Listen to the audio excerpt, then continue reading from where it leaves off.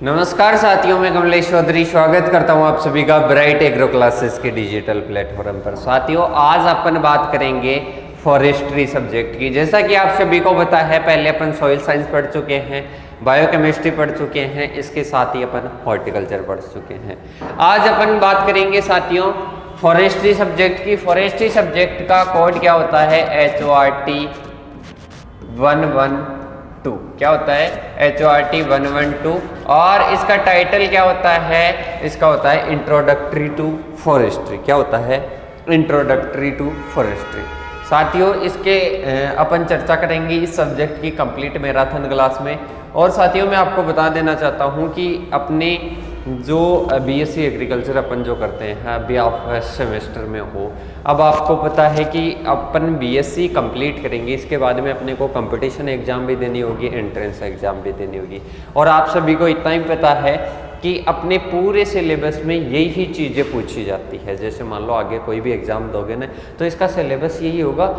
जो एग्रोनॉमी है, 4 साल तक सारी ब्रांचेज जितनी भी सब्जेक्ट्स थी वो टोटल आएगी। फॉरेस्ट्री की आएगी, एक्सकॉम की आएगी, सभी सब्जेक्टों की क्या आएगी, सारा पूछा जाएगा। सही। अब आपको ये चीज़ें ही आप मैराथन क्लास लेके ओनली एग्ज़ाम को क्लियर कर रहे हो, तो आप कैसे क्लियर कर पाओगे? तो आपको क्या करना है, आपको अब नेक्स्ट सेमेस्टर से मैराथन क्लास के चक्रों में नहीं रहना है। और नेक्स्ट सेमेस्टर में कोई मैराथन क्लास आएगी भी नहीं, क्योंकि इस सेमेस्टर में बहुत सारे स्टूडेंट्स को प्रॉब्लम थी, क्योंकि टाइम भी कम मिला था। इसलिए अपन ने मैराथन क्लासें लगाई सेमेस्टर की। अगले सेमेस्टर से आपको क्या करना है, बढ़िया तरीके से स्टडी करनी है। जैसे कि इस सेमेस्टर में भी कम टाइम मिलते हुए भी स्टूडेंट्स ने ब्राइट एग्रो क्लासेस से कंप्लीट स्टडी की, जिसमें कंप्लीट टॉपिक वाइज क्लासें पढ़ी, इसके अलावा टॉपिक वाइज नोट्स पढ़े, और उनका रिजल्ट भी आपको बेहतर देखने को मिलेगा। देख लेना, सभी कॉलेजों में अपने स्टूडेंट है जो कि ऐप से पढ़ रहे हैं, और न के बराबर कॉस्ट में। कितने में? ओनली 50 रुपये पर सब्जेक्ट में स्टूडेंट्स पढ़ रहे हैं। ओनली 50 रुपये। 50 रुपये में क्या, 100 रुपये में तो प्रिंट निकल जाता है। उसी कॉस्ट में स्टूडेंट सारा पढ़ रहे हैं। तो साथियों, आपको क्या करना है, नेक्स्ट सेमेस्टर से बढ़िया तरीके से आराम से पूरी क्लासें देखनी है, और पूरा जो है डिटेल से पढ़ना है। और अपने ब्राइट एग्रो क्लासेस पे किस वे से पढ़ाया जाएगा वो सेकंड सेमेस्टर में आपको बता देता हूँ। आपका सेमेस्टर भी क्लियर हो सके, आपको नॉलेज भी हो सके सेमेस्टर की। इसके साथ ही आप जब भी कोई एंट्रेंस एग्ज़ाम दो, कोई कंपटीशन एग्ज़ाम दो, तो उसको आप बढ़िया तरीके से क्लियर कर सको। ऐसे नहीं कि एग्रीकल्चर सुपरवाइजर में एग्रीकल्चर पढ़ ली, एग्रीकल्चर की 3 ब्रांचें पढ़ ली, हिंदी पढ़ ली, जीके पढ़ ली। साथियों, इसके अलावा भी बहुत अच्छी अच्छी जॉब्स है जिनमें तो कोई कंपटीशन है ही नहीं। एग्रीकल्चर सुपरवाइजर में जितना कंपटीशन है उतना उनमें कंपटीशन नहीं है। तो साथियों, आपको बढ़िया तरीके से पढ़ना है, बढ़िया ध्यान देके। एग्रीकल्चर में बहुत ज़्यादा स्कोप है, पर उसके लिए अवेयर होना पड़ेगा। अब बहुत सारे स्टूडेंट्स को बोलते हैं कि शायद मैं 2-3 क्लासों से बोल रहा हूँ कि 8690596638 इन नंबरों पे आप मैसेज करके एक बार कनेक्ट हो जाना, ताकि हर नोटिफिकेशन आपको मिल सके। पर शायद कोई मुश्किल से अगर 1500 स्टूडेंट्स देखते हैं ना, तो 1500 में से 1 या 2 स्टूडेंट मैसेज करते हैं कि सर हमारे को जो भी इंफॉर्मेशन हो ना वो अवेलेबल करवा दिया करो। बहुत सारे स्टूडेंट्स जुड़ते ही नहीं है। क्यों नहीं जुड़ते हैं? क्योंकि उनको वो टेंशन थोड़ा ना आगे क्या करना है, उनको तो बस ये सेमेस्टर निकल जाए। तो साथियों, आपको एक तरीके से बढ़िया तरीके से अगर BSc करके बढ़िया एग्जाम्स का इनका नॉलेज होगा ना, तभी आप कर पाओगे, वरना सुपरवाइजर तक सीमित रह जाओगे। कि सुपरवाइजर की तो 12th पास की एक क्या है, जॉब है। अब इसके अलावा और भी होती है। आप BSc कर रहे हो तो BSc के लेवल का तो सोच 12th पास की मत रखो आप। तो आपको क्या करना है, बढ़िया तरीके से पढ़ना है। इस सेमेस्टर के बाद में एक प्रण लेना है कि मेरे को जो मैं BSc ऑनर्स की डिग्री कर रहा हूँ, इसमें ओनली डिग्री नहीं ले जानी, मेरे को 4 साल बाद में नॉलेज भी होना चाहिए कि हर सेमेस्टर में कितनी सब्जेक्ट्स थी, किस किस में क्या था, पूरे सिलेबस का पूरे नोट्स होने चाहिए, पूरा नॉलेज होना चाहिए मेरे को। बस ये आपके दिमाग में होना चाहिए, ना कि पर्पज़ ये हो कि ओनली मेरे को क्लियर करना है। तो मैंने बता दिया, इन नंबरों पर मैसेज कर देना ताकि आप कनेक्टेड रहोगे। जो भी इंफॉर्मेशन होगी आपको डायरेक्ट अवेलेबल हो जाएगी। इसके साथ ही डिस्क्रिप्शन में आपको ऐप की लिंक मिल जाएगी, टेलीग्राम की लिंक मिल जाएगी, और इसके साथ ही सारे जो प्लेटफॉर्म है उन सभी की लिंक मिल जाएगी, तो वहाँ से जाकर ज्वाइन हो जाओ। ज्वाइन होने में तो आपको कोई दिक्कत नहीं है, तो ज्वाइन हो जाओगे, चैनल को सब्सक्राइब कर लोगे, कोई भी नोटिफिकेशन आएगा ना किसी भी जॉब का, किसी भी एग्जाम का, तो वो सारे नोटिफिकेशन सबसे पहले आपके पास में आएंगे। तो साथियों अब बिना देरी किए हुए चलते हैं टॉपिक की ओर। पहले टॉपिक में अपने को पढ़ना है फॉरेस्ट्री के बारे में। किसके बारे में पढ़ना है? फॉरेस्ट्री के बारे में। इसके इंट्रोडक्शन की अपन चर्चा करेंगे। किसकी चर्चा करेंगे? इंट्रोडक्शन की अपन चर्चा करेंगे। सबसे पहले डेफिनेशन ऑफ फॉरेस्ट्री, नाम से ही समझ में आ रहा होगा फॉरेस्ट्री मतलब फॉरेस्ट, इसमें क्या आ रहा है? वर्ड आ रहा है, फॉरेस्ट वर्ड आ रहा है। अब फॉरेस्ट्री का मतलब है कि जिसमें फॉरेस्ट का अध्ययन किया जाए, जिसमें फॉरेस्ट का अध्ययन किया जाए उससे किस नाम से जानते हैं? Forestry. The branch of agriculture in which study of forest establishment, मतलब एग्रीकल्चर की एक शाखा जिसमें किसका अध्ययन किया जाता है? वन लगाने का क्या किया जाता है? अध्ययन किया जाता है। वन उत्पादन का क्या किया जाता है? फॉरेस्ट प्रोडक्शन का क्या किया जाता है? अध्ययन किया जाता है। उसको किस नाम से जानते हैं? उसको फॉरेस्ट्री के नाम से जानते हैं। किस नाम से जानते हैं? फॉरेस्ट्री के नाम से। इंपॉर्टेंट लगा लेना, डेफिनेशन जरूर पूछी जाती है। सही, पहली आ गई फॉरेस्ट्री। फॉरेस्ट्री में फॉरेस्ट का अध्ययन किया जाता है, वन लगाने का अध्ययन किया जाता है, वन वृक्ष लगाने का क्या किया जाता है? अध्ययन किया जाता है। नेक्स्ट आती है फॉरेस्ट की डेफिनेशन। क्या आती है? फॉरेस्ट की डेफिनेशन। इसमें डेफिनेशन वही है जो मैंने बताई। अब इसके बाद में है फॉरेस्ट की डेफिनेशन। फॉरेस्ट की डेफिनेशन क्या होती है? पृथ्वी का एक ऐसा भूभाग है, पृथ्वी का एक ऐसा भूभाग है जो कि वनस्पतियों से क्या है? आच्छादित है। क्या है? वनस्पतियों से क्या है?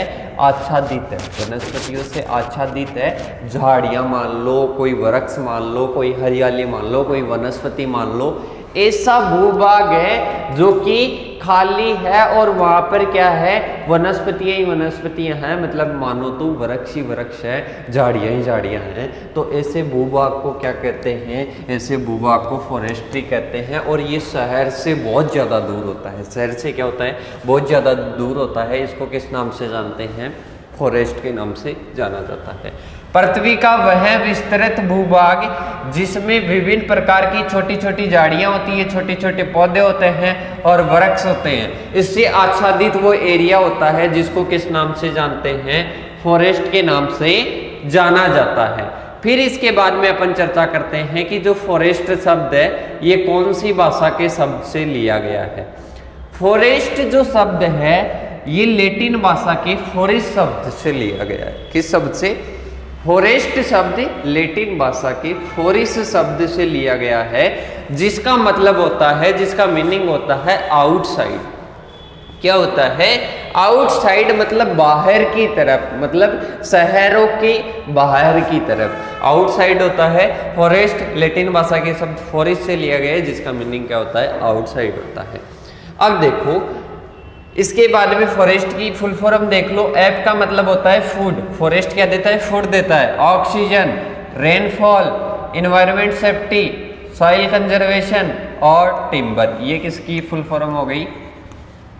फॉरेस्ट की फुल फॉर्म हो गई। इसके साथ ही आप फॉरेस्ट के लाभ में भी इनको देख सकते हो। फॉरेस्ट का महत्व क्या होता है, तो फॉरेस्ट का महत्व भी हो जाएगा, इसकी फुल फॉर्म से ही क्लियर हो रहा है। अब ये इंट्रोडक्शन समझ में आया। इसके बाद में चलते हैं अपन ब्रांचेज ऑफ फॉरेस्ट्री। किसकी चर्चा करते हैं? ब्रांचेज ऑफ फॉरेस्ट्री, मतलब फॉरेस्ट्री की ब्रांचेज कौन कौन सी है। देखो साथियों, अब अपन जो वन वृक्ष है उनका क्या करते हैं? अध्ययन करते हैं, उनको लगाने की कला का अध्ययन करते हैं। अब उनका अध्ययन करते हैं तो अलग अलग भागों में करते हैं। जैसे एग्रीकल्चर है, एग्रीकल्चर में अपन सब्जियों की खेती ओलेरीकल्चर में करते हैं, सब्जियों का अध्ययन ओलेरीकल्चर में। पशुओं का इनका किस में करते हैं? एनिमल हस्बेंड्री में। क्रॉप्स का किस में करते हैं? अपन एग्रोनॉमी में करते हैं। उसी प्रकार से फॉरेस्ट्री की भी क्या है? अलग अलग ब्रांचेज है। पहली कौन सी आ जाएगी? सिल्वीकल्चर। कौन सी आ जाएगी? सिल्वीकल्चर। दूसरी कौन सी आ जाएगी?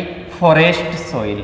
सिल्वीकल्चर में तो अपने जो पेड़ पौधे लगाते हैं, जो वृक्ष लगाते हैं, वृक्षों को लगाने का स्थापना कैसे करते हैं, उनका वितरण क्या होता है, इसका सभी का क्या होता है? अध्ययन होता है। सिल्वीकल्चर के बारे में डिटेल से अपन पढ़ेंगे। फॉरेस्ट सोइल मतलब जो फॉरेस्ट, जो वनों की जो मृदा है उसका अध्ययन किस में करते हैं? फॉरेस्ट सोइल में।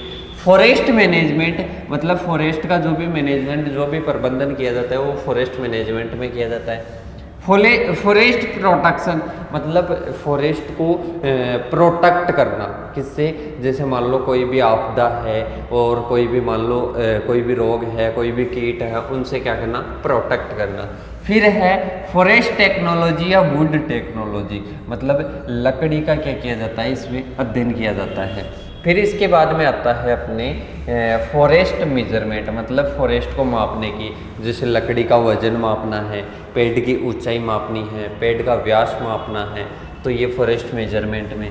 फिर एग्रो फॉरेस्ट्री, एग्रो फॉरेस्ट्री का मतलब होता है कि वन वृक्षों के साथ साथ में पशुपालन करना और जो फसलें हैं उनको ग्रो करना क्या कहलाता है? एग्रो फॉरेस्ट्री कहलाता है। फिर इसके बाद में डेंड्रोलॉजी आता है। फिर इसके बाद में आता है अपने फॉरेस्ट यूटिलाइजेशन, वनों की उपयोगिता आता है। सबसे पहले देखो कि सिल्वीकल्चर, सिल्वीकल्चर की डेफिनेशन क्या है? सिल्वीकल्चर क्या है? फॉरेस्ट्री की एक ब्रांच है। क्या है? फॉरेस्ट्री की एक ब्रांच है जिसमें किसका अध्ययन करते हैं? जिसके अंतर्गत एक कोई फॉरेस्ट क्रॉप होती है उसकी स्थापना, उसके विकास और उसके पुनरुत्पादन और परिपालन मतलब जो टेंडिंग ऑपरेशन होते हैं उनका क्या करते हैं? अध्ययन करते हैं। दोबारा से देख लो कि ये silviculture is a branch of forestry in which study of forest crop establishment, development, regeneration और टेंडिंग ऑपरेशन। मतलब सिल्वीकल्चर एक क्या है? फॉरेस्ट्री की शाखा है जिसके अंतर्गत जो फॉरेस्ट क्रॉप होती है मतलब वन वृक्ष होते हैं उनकी स्थापना का, उनका विकास का और उनके पुनरुत्पादन का और परिपालन क्रियाओं का क्या करते हैं? अध्ययन करते हैं। तो ये क्या कहलाती है? सिल्वीकल्चर कहलाती है। फिर फॉरेस्ट सॉइल में जो मृदा की, जो फॉरेस्ट के लिए जो भी सॉइल चाहिए उसके संगठन वगैरह का अध्ययन करते हैं। फिर आती है डेंड्रोलॉजी। डेंड्रोलॉजी में जो वन वृक्ष होते हैं उनके वर्गीकरण की, उनके वितरण की और उनकी पहचान का क्या किया जाता है? अध्ययन किया जाता है। इसको किस नाम से जानते हैं? डेंड्रोलॉजी के नाम से जाना जाता है। फिर फॉरेस्ट मैनेजमेंट, इसके अंतर्गत जो फॉरेस्ट होते हैं उनका किसका, उनका मैनेजमेंट, उनका प्रबंधन किस प्रकार से किया जाता है उसका क्या किया जाता है? अध्ययन किया जाता है। फिर इसके बाद में आता है नेक्स्ट है फॉरेस्ट प्रोटेक्शन, मतलब जो कीट वगैरह, रोग वगैरह है और जो भी क्षतियाँ हैं उनसे बचने के लिए फॉरेस्ट प्रोटेक्शन में क्या किया जाता है? अध्ययन किया जाता है। फॉरेस्ट यूटिलाइजेशन मतलब इसमें मार्केटिंग से संबंधित अध्ययन करते हैं। मतलब जैसे मान लो लकड़ी का उत्पादन तो कर लिया, अब उसकी मार्केटिंग कैसे करें, उससे ज़्यादा मूल्य कैसे प्राप्त करें, ये फॉरेस्ट यूटिलाइजेशन। फिर आता है वुड टेक्नोलॉजी। क्या आता है? वुड टेक्नोलॉजी मतलब इसमें जो लकड़ी होती है इसकी संरचना वगैरह के बारे में क्या करते हैं? उसके गुणों के बारे में क्या करते हैं? अध्ययन करते हैं। फॉरेस्ट मेजरमेंट, वन वृक्षों की ऊंचाई हो गई, उनका आयतन हो गया, उनका व्यास हो गया, ये सारा अध्ययन किस में करते हैं? फॉरेस्ट मेजरमेंट में करते हैं।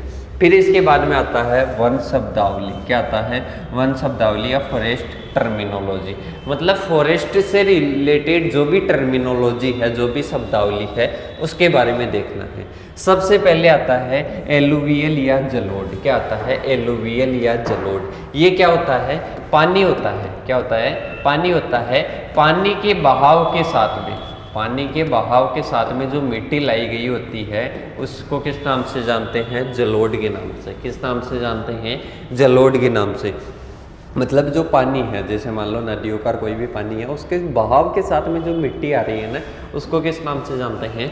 जलोढ़ के नाम से या एलुवियल के नाम से जानते हैं। फिर आता है बेसल एरिया ए, मतलब बेसल क्षेत्र ए। बेसल एरिया ए क्या होता है? एक पेड़ की जो शाखा होती है, एक पेड़ की जो मेन जो शाखा होती है, इससे क्रॉस अनुभागीय क्षेत्र जिसमें कि तने की छाल भी क्या होती है? शामिल होती है। और यह जमीन से कितना होता है? 45 फीट ऊंचाई तक होता है। कितना? 4.5 फीट ऊंचाई तक होता है। 4.5 फीट आएगा ये। कितना आएगा? 4.5 फीट ऊंचाई तक होता है बेसल एरिया ए। फिर इसके बाद में आती है ब्रिस्ट हाइट। क्या आती है? Breast height. देखो ब्रिस्ट हाइट क्या होती है? जमीन से सामान्यतः है कितना? 1.35 मीटर ऊंचाई पर। कितना होता है, मतलब जमीन है, ये क्या है, मर्दा है, ये मर्दा से 1.35 मीटर ऊंचाई पर एक तने की कितनी मोटाई है उसको जानते हैं ब्रेस्ट हाइट या स्तन ऊंचाई के नाम से जाना जाता है। फिर इसके बाद में आता है बोले। क्या होता है, बोले मतलब जो पेड़ है, पेड़ का जो मुख्य तना है ना, उसको किस नाम से जानते हैं, बोले के नाम से। किस नाम से जानते हैं, बोले के नाम से जानते हैं। फिर आता है ठोकरे। क्या आता है, ठोकरे। आपने देखा होगा कोई भी वृक्ष होता है, उसकी कोई सूखी हुई ब्रांच होती है या सूखा हुआ कोई तना होता है, तो उसको किस नाम से जानते हैं, ठोकरे के नाम से जानते हैं। उसमें चाहे वो बीमारी के कारण, वो कीट के कारण, किसी के कारण भी अगर सूख जाता है तो उसको ठोकरे के नाम से जानते हैं। फिर इसके बाद में आता है DBH, डायमीटर 8 ब्रेस्ट हाइट। मतलब इसमें है कि जो ब्रेस्ट हाइट पर जो वृक्ष का व्यास है, मतलब ज़मीन से 4.5 फीट या 1.35 मीटर ऊपर जो भी व्यास है, जैसे मान लो ये वृक्ष है, अब इसका 1.35 मीटर पर जो भी इसका व्यास है ना, डायमीटर है, उसको DBH या डायमीटर 8 ब्रेस्ट हाइट के नाम से जानते हैं। फिर आता है वनीकरण। एक तो आता है साथियों एफोरेस्ट्रेशन, एक होता है डिफोरेस्ट्रेशन। क्या होता है, एफोरेस्ट्रेशन, और एक होता है रिफोरेस्ट्रेशन। क्या होता है, सॉरी, रिफोरेस्ट्रेशन। कभी कभी डिफोरेस्ट्रेशन भी आता है। डिफोरेस्ट्रेशन का मतलब होता है हटाना, वन को, क्या पहले वन लगा हुआ था उसको हटाना। एफोरेस्ट्रेशन का मतलब क्या होता है, खाली पड़ी जमीन पर क्या करना, वन लगाना। एफोरेस्ट्रेशन रिफोरेस्ट्रेशन में अंतर पूछता है। एफोरेस्ट्रेशन का मतलब होता है खाली पड़ी जमीन पर क्या लगाना, वन लगाना, क्या कहलाता है, एफोरेस्ट्रेशन कहलाता है। और एक होता है रिफोरेस्ट्रेशन। क्या होता है, रिफोरेस्ट्रेशन मतलब वहां पर पहले से वन लगाया हुआ था, वहां पर पहले से क्या लगाया हुआ था, वन लगाया हुआ था, वहां पर दोबारा क्या करना, वन लगाना। जैसे मान लो कहाँ पर कोई एरिया है, यहाँ पर पहले वन लगाया हुआ था, यहाँ पर पूरा प्रोडक्शन बढ़िया नहीं मिल रहा था, इस वजह से यहाँ पर दोबारा से वन लगाया गया, तो इसको तो बोलते हैं रिफोरेस्ट्रेशन। एक ऐसी ज़मीन है जो खाली पड़ी है, इस पर क्या करना है, वन लगाना है, तो ये क्या हो जाएगा, एफोरेस्ट्रेशन, मतलब खाली पड़ी ज़मीन पर वन लगाना। फिर आता है कॉपीज। क्या आता है, कॉपीज। कॉपीज देखो क्या होता है, कोई भी अपना पौधा है वो जमीन स्तर से काटने के पश्चात में उसकी पुनर्वृद्धि होती है। आपने देखा होगा कोई भी पेड़ होता है, उसको जमीनी स्तर से काट दिया, फिर इसके बाद में ज़मीनी स्तर से काटने के बाद में उसमें परोह कलिकाएँ वगैरह निकलती हैं, परोह कलिकाएँ वगैरह निकलती हैं, मतलब इसमें पुनर्वृद्धि होती है। क्या होती है, पुनर्वृद्धि होती है। तो इसको किस नाम से जानते हैं, इसको जानते हैं साथियों कॉपीज के नाम से। किस नाम से जानते हैं, कॉपीज के नाम से जानते हैं। फिर इसके बाद में आता है चंदवा। क्या आता है, चंदवा। चंदवा होता है साथियों, एक कोई मान लो क्या है, वन है, एक क्या है, वन है। अब इस वन के पूरे जो वृक्ष है, पूरे क्या है, वृक्ष है। अब इनके वृक्ष को जो ऊपर वाला जो परत है, जैसे मान लो उनकी जो हरियाली वाली जो, उसको टोपी समझ लो, इसको क्राउन बोलते हैं। वैसे तो सभी के क्राउनों का जो समूह होता है ना, उसको क्या बोलते हैं, चंदवा बोलते हैं। क्या बोलते हैं, चंदवा बोलते हैं।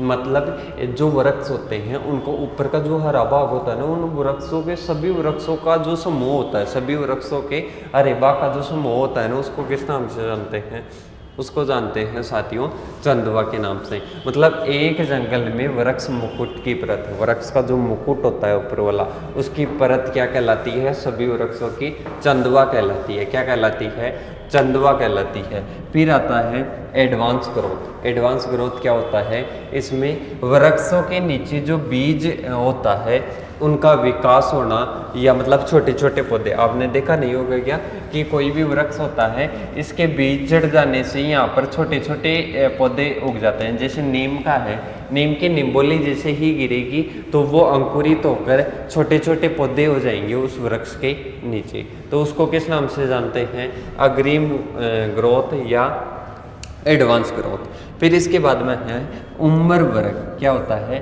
उम्र वर्ग मतलब एक ऐसा समूह होता है, एक ऐसा समूह होता है जिनका जैसे मान लो एक वन है, एक वन में एक एरिया है, वहाँ पर एक ही उम्र के क्या है वृक्ष हैं, तो उनको एज क्लास बोलते हैं। क्या बोलते हैं? एज क्लास बोलते हैं। फिर इसके बाद में आता है नेक्स्ट, क्या आता है? Artificial regeneration. क्या आता है? Artificial regeneration. डेफिनेशन है मतलब एक कोई उम्र के क्या है सभी वृक्ष हैं, पौधे हैं जिसका विकास सीधा बीज बोकर या कर्तन लगाकर किया जाता है। मतलब कृत्रिम प्रसारण मतलब उसका मनुष्य करता है, मतलब उसका डायरेक्ट नेचुरली रूप से नहीं होता है, उसका या तो बीज लगाकर करते हैं या कर्तन लगाकर अपन स्वयं करते हैं उसका विकास। तो उसको किस नाम से जानते हैं? Artificial regeneration. क्या कहलाता है? Artificial regeneration. एक नेचुरली किसके द्वारा हो जाता है? नेचुरली हो जाता है, प्रकृति के द्वारा ही हो जाता है, तो वो होता है नेचुरल रीजनरेशन। ये होता है आर्टिफिशियल मतलब एक पौधों का समूह है जिसका विकास कैसे किया गया था? बीज लगाकर या कर्तन लगाकर किया गया था। फिर इसके बाद में आता है मुकुट या कैनोपी। मुकुट या कैनोपी क्या होता है? एक वृक्ष की जो शाखाएं हैं, जो पत्ते हैं ना, जैसे मैंने कहा था ऊपर का मुकुट, मतलब एक वृक्ष की जो शाखाएं और जो पत्तों का समूह है वो क्या कहलाता है? मुकुट कहलाता है। क्या कहलाता है साथियों? मुकुट कहलाता है। फिर इसके बाद में आता है क्रूज। क्रूज ऑल गेज के नाम से जानते हैं इसको। क्या ये उपकरण का नाम क्या है? Cruise all gauge. Cruise all gauge किस काम में आता है? क्रूज ऑल गेज आता है एक लकड़ी है, लकड़ी का पता लगाने के लिए। किसका पता लगाने के लिए? लकड़ी का पता लगाने के लिए क्या करते हैं? क्रूज ऑल गेज का क्या करते हैं? इस यंत्र का क्या करते हैं? उपयोग करते हैं। मतलब एक लकड़ी है उसकी सर्वेक्षण करने के लिए, उसकी मात्रा का सर्वेक्षण करने के लिए किसका यूज करते हैं? क्रूज ऑल गेज का क्या करते हैं? यूज करते हैं। एक मिनट साथियों।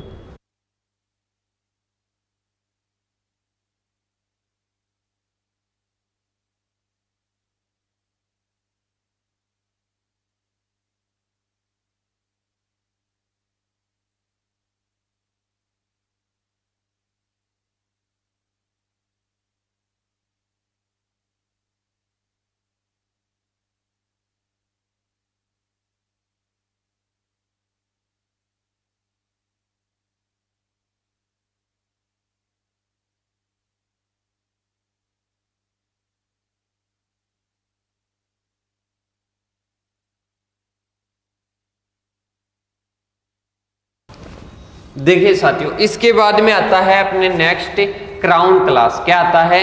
क्राउन क्लास आता है। कि क्राउन क्लास क्या होता है?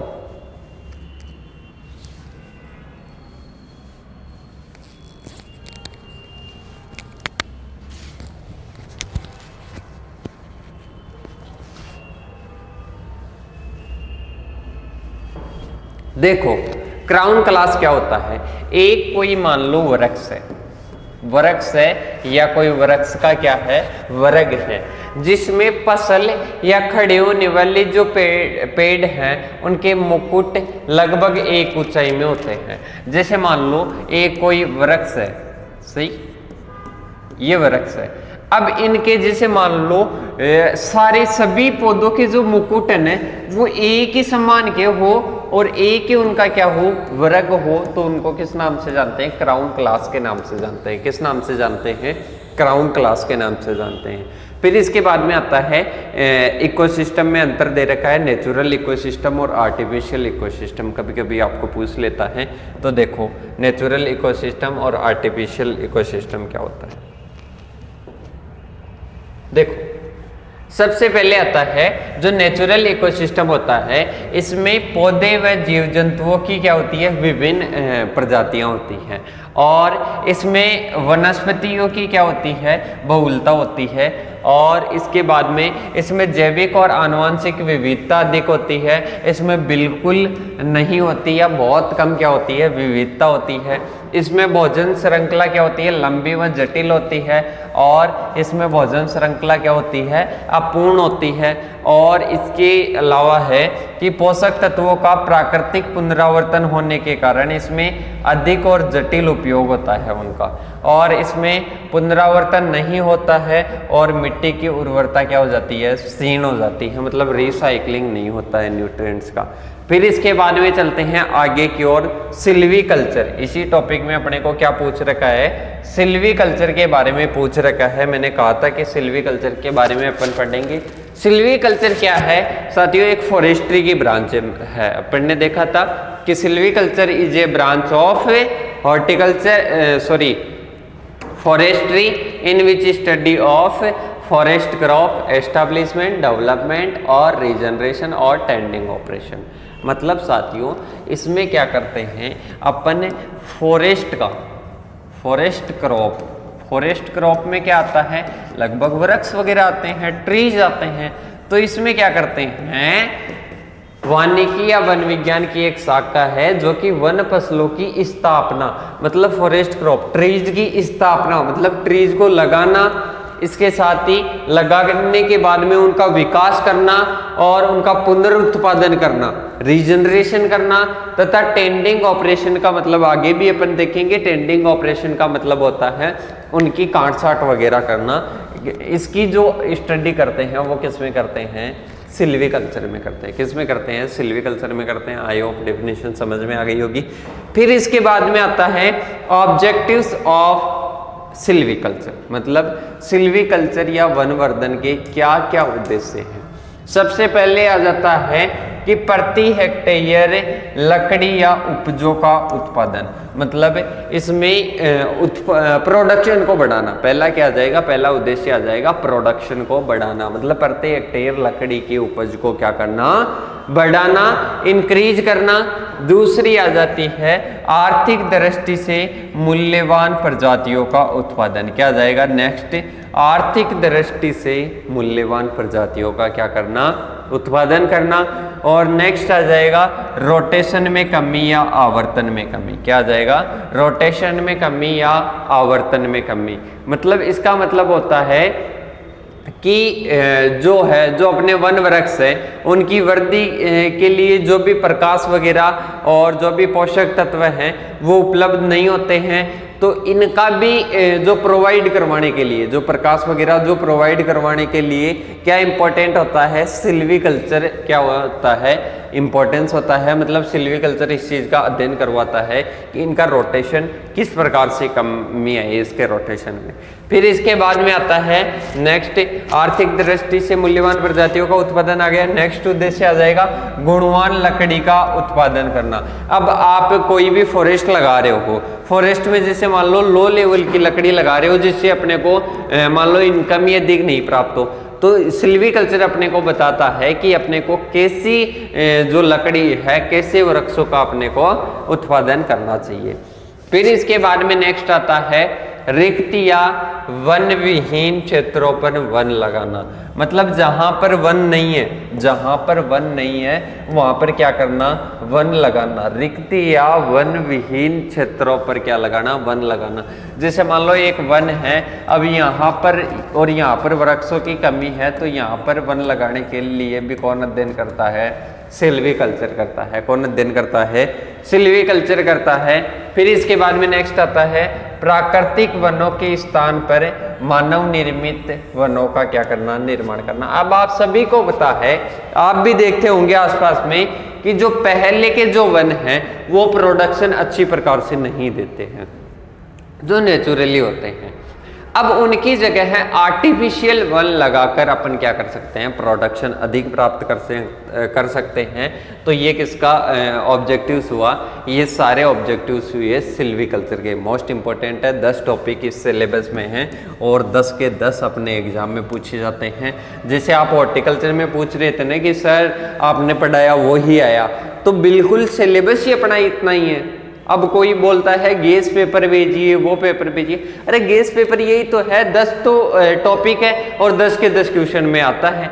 अब मैं गैस पेपर बना दूं, गैस पेपर में 10 टॉपिकों के नाम लिख दूं, तो वो गैस पेपर थोड़ा ना, वो तो सिलेबस के टॉपिक मैंने लिख दिए। और सभी आपके साथ ऐसा ही करते हैं, सभी आपके साथ ऐसा ही करते हैं, क्या करते हैं, गेस्ट पेपर के नाम से पूरे जो सिलेबस है उसके क्वेश्चंस लिख देंगे, मतलब टॉपिक्स है उनका क्वेश्चंस बनाकर लिख देंगे। तो आप इतना तो जानते हो, इतनी तो आपकी भी बुद्धि है कि ये अपना सिलेबस इतना ही है, 10 टॉपिक ईयर 10 क्वेश्चन आते हैं, तो गेस्ट पेपर के चक्रों में क्यों पढ़ते हो? पूरा सिलेबस पढ़ो आराम से और ओल्ड पेपर सोल्व करो, इसके अलावा कोई गेस्ट पेपर है ही नहीं। इसके बाद में देखो एडवांटेज ऑफ फॉरेस्ट, क्या आता है एडवांटेज ऑफ फॉरेस्ट, मतलब फॉरेस्ट के क्या क्या लाभ है। पहला आता है प्रत्यक्ष लाभ या आर्थिक लाभ, दूसरा होता है अप्रत्यक्ष लाभ। कौन सा आता है? अप्रत्यक्ष या पारिस्थितिकीय लाभ। प्रत्यक्ष लाभ ऊर्जा का महत्वपूर्ण स्रोत, क्या है? ऊर्जा का महत्वपूर्ण स्रोत है, मतलब एनर्जी प्रोवाइड करवाता है वन, रोजगार के अवसर प्रदान करता है, कुटीर उद्योग प्रदान करता है। इसके बाद में कुटीर उद्योग की स्थापना होती है, व्यक्तिगत लकड़ी की आवश्यकताओं की पूर्ति होती है, उद्योगों की आवश्यकताओं की, मतलब उनको कच्चा माल प्रोवाइड करवाता है, राजस्व की प्राप्ति और पर्यटन का विकास होता है, पशु पक्षियों हेतु चारे की पूर्ति होती है। ये तो प्रत्यक्ष या डायरेक्ट क्या है बेनिफिट है। फिर आता है इनडायरेक्ट बेनिफिट, जलवायु पर क्या होता है? अनुकूल प्रभाव होता है, और बाढ़ व सूखे पर क्या हो जाता है? नियंत्रण हो जाता है। भूमि का संरक्षण में क्या होती है? ये सहायक होती है। फिर इसके बाद में पर्यावरण प्रदूषण पर क्या होता है? नियंत्रण होता है। वर्षा कराने में क्या होता है? सहायक होता है। वन्य जीवों के लिए क्या होता है? आश्रय होता है। इलाके के लिए सौंदर्यीकरण, मतलब जहाँ पर भी अपन वृक्ष वगैरह लगाते हैं तो वहाँ का सौंदर्यीकरण बढ़ता है। मृदा क्षरण को क्या करता है? रोकता है। फिर इसके बाद में पर्यावरण और सामाजिक लाभ होते हैं इससे, और एक आधुनिक शोध स्थल, मतलब वनों में क्या किया जाता है? रिसर्च वगैरह की जाती है, तो उनके लिए एक स्थल प्रदान करता है, स्थान प्रदान करता है। फिर इसके बाद में आता है फॉरेस्ट का क्लासिफिकेशन, क्या आता है? फॉरेस्ट का क्लासिफिकेशन होता है। फॉरेस्ट के क्लासिफिकेशन में सबसे पहले आता है कानून के आधार पर, मतलब कानून के आधार पर क्या किया गया है? इनको वर्गीकृत किया गया है, किसको? फॉरेस्ट को। अब देखो कानून के आधार पर पहला रिजर्व्ड, दूसरा प्रोटेक्टेड और तीसरा आता है विलेज फॉरेस्ट। फिर इसके बाद में एज के आधार पर इवन एज्ड, अनइवन एज्ड, और इसके बाद में मेथड ऑफ रीजनरेशन, मतलब पुनरुत्पादन के आधार पर क्या होते हैं? 2 प्रकार के होते हैं, हाई फॉरेस्ट और कॉपिस फॉरेस्ट। और इसके बाद में कंपोजिशन या संगठन के आधार पर प्योर और मिक्स्ड फॉरेस्ट। देखो सबसे पहले आता है लीगल स्टेटस के आधार पर, किसके? कानून के आधार पर। कानून के आधार पर 3 प्रकार के मैंने बताए। सबसे पहले आता है रिजर्व्ड फॉरेस्ट। कौन सा आता है? Reserved forest. ऐसे वन जो भारतीय वन अधिनियम के नियम के अकॉर्डिंग क्या किया हो? गठित किया हो, मतलब ऐसे वन जो कि भारतीय वन अधिनियम के तहत उनका क्या हुआ हो? गठन किया गया हो या उनको लगाया गया हो, तो वो आते हैं रिजर्व्ड फॉरेस्ट। एक आता है प्रोटेक्टेड फॉरेस्ट। कौन से आते हैं? Protected forest. जो वन भारतीय वन अधिनियम के अध्याय 4 धारा के अधीन क्या किया गया हो? गठित किया गया हो, वो आते हैं प्रोटेक्टेड फॉरेस्ट। फिर इसके बाद में आता है नेक्स्ट विलेज फॉरेस्ट, मतलब जिनका राज्य सरकार क्या करती है? गठन करती है, और वो एक ग्रामीण समुदाय के लिए होता है, तो उनको किस नाम से जानते हैं? विलेज फॉरेस्ट के नाम से जानते हैं। फिर इसके बाद में आता है अकॉर्डिंग टू एज। एज का मतलब होता है कि साथियों इवन एज्ड। पहला कौन सा आता है? Even aged. ये कोई फॉरेस्ट है, अब इनके जो वृक्ष हैं वो क्या होते हैं? उनकी सभी की एज क्या होती है? समान होती है। सभी की एज क्या होती है? समान होती है। ज़्यादातर की एज क्या हो? समान हो, तो उनको किस नाम से जाना जाता है? Even aged. मतलब कहने का मतलब ये है कि जो एक वन में जो वृक्ष अवेलेबल है उनकी सभी की एज समान है या असमान है, तो उनकी अगर सभी की एज समान होती है तो उनको इवन एज्ड फॉरेस्ट के नाम से जाना जाता है। फिर इसके बाद में आता है नेक्स्ट आता है साथियों अपने कि असमान उम्र वाले। कौन से आते हैं? असमान उम्र वाले या अनइवन एज्ड फॉरेस्ट। देखो अनइवन एज फॉरेस्ट, इनमें क्या होता है? जो वृक्ष होते हैं उनकी एज में काफ़ी क्या होता है? अंतर होता है, काफ़ी क्या होता है? डिफरेंट होता है उनकी एज में। तो ये कौन से आते हैं? अनइवन एज फॉरेस्ट आते हैं। फिर इसके बाद में आता है according two methods of object management, मतलब उनके ऑब्जेक्ट मतलब उद्देश्य के आधार पर। देखो सबसे पहले कौन से आता है, प्रोडक्शन फॉरेस्ट, दूसरा आता है सोशल फॉरेस्ट और अर्बन फॉरेस्ट और इंडस्ट्रियल फॉरेस्ट और फॉरम फॉरेस्ट। फिर इसके बाद में आता है स्वामित्व के आधार पर, मतलब उन पर अधिकार किसका है। एक आता है गवर्नमेंट, मतलब जिन पर अधिकार किसका होता है, सरकार का होता है। प्राइवेट मतलब एक निजी व्यक्ति का क्या होता है, अधिकार होता है। पंचायत मतलब ग्राम पंचायत का उस पर क्या होता है, अधिकार होता है। कम्युनिटी मतलब एक समुदाय होता है, उसका उस पर क्या होता है, अधिकार होता है। फिर इसके बाद में ग्रोइंग स्टॉक्स के आधार पर दो प्रकार के फॉरेस्ट होते हैं, एक नॉर्मल फॉरेस्ट, एक एबनॉर्मल फॉरेस्ट। अब देखो, अब आता है अपन मेथड ऑफ रीजनरेशन के आधार पर। किसके आधार पर, मेथड ऑफ रीजनरेशन के आधार पर। मेथड ऑफ रीजनरेशन के आधार पर दो प्रकार के होते हैं, हाई फॉरेस्ट और दूसरा कौन सा आता है, कॉपिस फॉरेस्ट। हाई फॉरेस्ट किसको बोलते हैं, जब बीज से वनों का क्या हो, विकास हो। मतलब जब अपन वन लगाते हैं तो उस टाइम अपन वन जो लगाते हैं वो बीज के द्वारा लगाते हैं, तो उनको किस नाम से जाना जाता है, हाई फॉरेस्ट के नाम से जाना जाता है। फिर आता है नेक्स्ट कॉपिस फॉरेस्ट। कौन सा आता है, कॉपिस फॉरेस्ट। मतलब इसमें अपन क्या करते हैं, जो वेजिटेटिव प्रोपेगेशन के द्वारा वन लगाते हैं। जब वनों का विकास वेजिटेटिव प्रोपेगेशन के द्वारा होता है तो उनको किस नाम से जाना जाता है, कॉपिस फॉरेस्ट के नाम से जाना जाता है। फिर इसके बाद में आता है कंपोजिशन के आधार पर। क्या आता है, कंपोजिशन के आधार पर किसका वर्गीकरण, वनों का वर्गीकरण। मिक्स्ड फॉरेस्ट, पहला कौन सा आता है, मिक्स्ड फॉरेस्ट। ऐसे वनों में दो या दो से अधिक प्लांट स्पीसीज का क्या हो, मिश्रण हो, तो उनको किस फॉरेस्ट के नाम से जाना जाता है, मिक्स्ड फॉरेस्ट के नाम से। किस फॉरेस्ट के नाम से जाना जाता है, मिक्स्ड फॉरेस्ट के नाम से जाना जाता है कि जिनमें दो या दो से अधिक जो स्पीसीज है उनका क्या होता है, मिश्रण होता है, तो वो किस नाम से आता है, वो मिक्स्ड फॉरेस्ट के नाम से जाने जाते हैं। जैसे खेर फॉरेस्ट आ गया। फिर इसके बाद में आता है प्योर फॉरेस्ट। कौन से आते हैं, प्योर फॉरेस्ट। प्योर फॉरेस्ट कौन से होते हैं, ऐसे वनों में एक ही प्रकार की ट्री स्पीसीज होती है। ऐसे वनों में क्या होती है, एक ही प्रकार की ट्री स्पीसीज होती है और मिक्स्ड में सभी प्रकार की स्पीसीज होती है। फिर इसके बाद में आता है ऑब्जेक्ट ऑफ मैनेजमेंट, मतलब मैनेजमेंट के ऑब्जेक्ट के आधार पर, मतलब उद्देश्य के आधार पर। पहला आता है प्रोटेक्शन फॉरेस्ट। कौन सा आता है, प्रोटेक्शन फॉरेस्ट।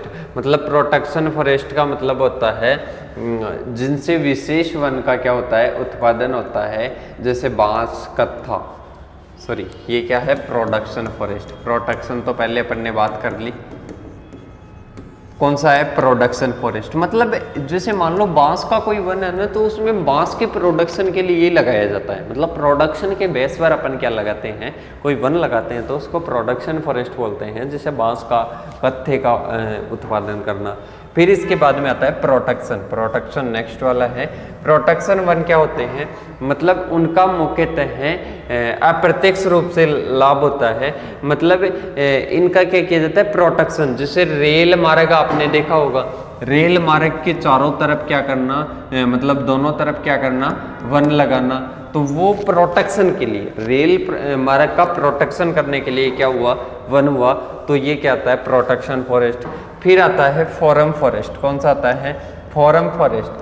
फॉरम फॉरेस्ट का जो अपन करते हैं वो ईंधन के लिए, काष्ठ के लिए, पशु चारा के लिए, फल प्राप्त करने के लिए मुख्यतः क्या करते हैं, फॉरम फॉरेस्ट लगाते हैं। फिर इसके बाद में आता है सोशल फॉरेस्ट।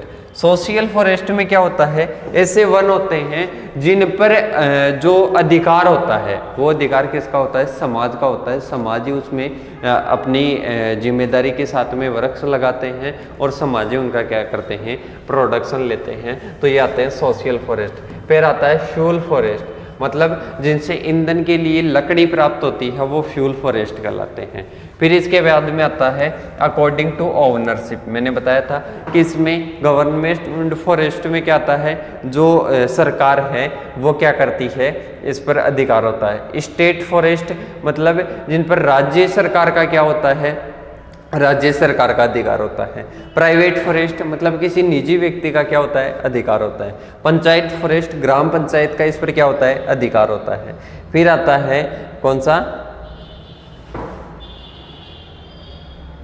Community forest. कौन सा आता है, कम्युनिटी फॉरेस्ट आता है। कम्युनिटी फॉरेस्ट क्या कहलाता है, देखो कम्युनिटी फॉरेस्ट मतलब एक समुदाय के लिए होता है। ये किसके लिए होता है, एक समुदाय के लिए होता है। किसके लिए होता है साथियों, एक समुदाय के लिए होता है। समुदाय की आवश्यकताओं की पूर्ति के लिए अपन क्या करते हैं, अपन ईंधन, लकड़ी, चारा, फल इनकी पूर्ति के लिए कोई अगर लगाते हैं एक समुदाय की आवश्यकताओं को पूर्ति करने के लिए, तो वो कौन सा होता है, वो होता है अपने कम्युनिटी फॉरेस्ट। कौन सा होता है, कम्युनिटी फॉरेस्ट। अब देखो, अब नेक्स्ट अपने को पूछता है कि salient feature of Indian forest policy, मतलब जो अपने इंडियन फॉरेस्ट पॉलिसी है, मतलब भारतीय जो वन नीति है, उसकी क्या क्या सैलेंट फीचर है, मतलब क्या क्या उसकी मुख्य विशेषताएं हैं, उनके बारे में देखना है। तो सबसे पहले अपन बात करें तो ये जो प्राकृतिक विरासत होती है, मतलब जैसे प्रकृति है, प्रकृति का क्या करता है, संरक्षण करता है। अब आप सभी को पता है जो वन होते हैं, वन अगर वनों की कटाई जैसे अभी हो रही है, बहुत ज़्यादा वनों की कटाई हो रही है, तो इससे टेम्परेचर और जो जलवायु क्लाइमेट वगैरह है उनका संतुलन धीरे धीरे बिगड़ रहा है। तो इनको बहुत ज़्यादा ये क्या करता है, जो भारतीय वन नीति है वो पॉलिसी क्या करती है कि वनों की कटाई नहीं होनी चाहिए, मतलब वनों को संरक्षण प्रदान करती है मेनली। देखो सबसे पहले अगर बात करें तो पहला होता है पारिस्थितिकी संतुलन के संरक्षण, और इसके बाद में पर्यावरण में स्थिरता का रखरखाव करने का क्या करती है, काम करती है इंडियन फॉरेस्ट पॉलिसी। प्राकृतिक विरासत का क्या करती है, संरक्षण करती है। नदियों, झीलों और जलाशयों के जलग्रहण क्षेत्रों में जो मिट्टी का जो क्षरण होता है, मिट्टी का जो इरोजन होता है, सोइल इरोजन होता है, उसका क्या करता है, जांच करता है। फिर इसके बाद में राजस्थान में जो रेगिस्तानी क्षेत्र है और जो तटीय क्षेत्र है, वहाँ पर रेत के टिब्बों का क्या करता है, विस्तार का क्या करता है, जांच करता है। फिर इसके बाद में बड़े पैमाने पर वृक्षारोपण या सोशल फॉरेस्ट्री लगाता है, मतलब ताकि ज़्यादा से ज़्यादा क्या हो, जंगलों का विकास हो, मतलब सोशल फॉरेस्ट्री, और लंबी मात्रा में विस्तृत क्षेत्र में वृक्षारोपण का कार्य करता है। फिर इसके बाद में है ग्रामीण तथा जनजातीय आबादी के लिए ईंधन, लकड़ी, चारा और लकड़ी की आवश्यकताओं को क्या करता है, पूर्ति करता है। इसके लिए कदम उठाता है कौन, इंडियन फॉरेस्ट पॉलिसी। फिर है राष्ट्रीय आवश्यकताओं को पूरा करने के लिए उत्पादन में क्या करना, वृद्धि करना। फिर इसके बाद में आता है नेक्स्ट, वन उत्पादन के लिए जो इष्टतम जो प्रतिस्थापन है, इसके लिए कुशल उपयोग करना, मतलब वनों का कुशल उपयोग, इसके लिए प्रोत्साहित करता है। इंडियन फॉरेस्ट पॉलिसी लोगों को प्रोत्साहित करती है कि जो भी अपने वन हैं उनको एक बढ़िया तरीके से क्या कर सके, कुशल उनका उपयोग कर सके। फिर इसके बाद में है कि जो महिलाएं हैं उनको भी प्रोत्साहित किया जाता है बड़े पैमाने पर वृक्षारोपण करने के लिए। तो ये क्या है, salient feature of Indian forest policy. और टॉपिक नंबर फर्स्ट अपना कंप्लीट होता है। टॉपिक नंबर सेकंड की ओर चलते हैं। टॉपिक नंबर सेकंड और थर्ड में अपने को पूछा गया है रीजनरेशन के बारे में। किसके बारे में, रीजनरेशन के बारे में। और रीजनरेशन कितने प्रकार का होता है, 2 प्रकार का होता है। कितने प्रकार का होता है, 2 प्रकार का होता है, एक नेचुरल और एक कौन सा होता है, आर्टिफिशियल। रीजनरेशन का मतलब है साथियों, कोई भी मान लो वन है, वन लगाना, सीधा सा मतलब आप समझ लो वन लगाना। वन लगाना या वृक्ष लगाना क्या कहलाता है, वन लगाना या वृक्ष लगाना किसके अंतर्गत आता है, रीजनरेशन के अंतर्गत। किसके अंतर्गत आता है, रीजनरेशन के अंतर्गत। रीजनरेशन 2 प्रकार का होता है, आर्टिफिशियल रीजनरेशन और नेचुरल रीजनरेशन। पहला कौन सा आ गया आर्टिफिशियल रीजनरेशन, दूसरा कौन सा आ गया नेचुरल। मतलब पहले अपन इसकी डेफिनेशन की भी चर्चा करेंगे आगे। आर्टिफिशियल मतलब कृत्रिम रूप से, ये मतलब मनुष्य के द्वारा, और इसमें मनुष्य का हस्तक्षेप होता है, इसमें मनुष्य का हस्तक्षेप नहीं होता।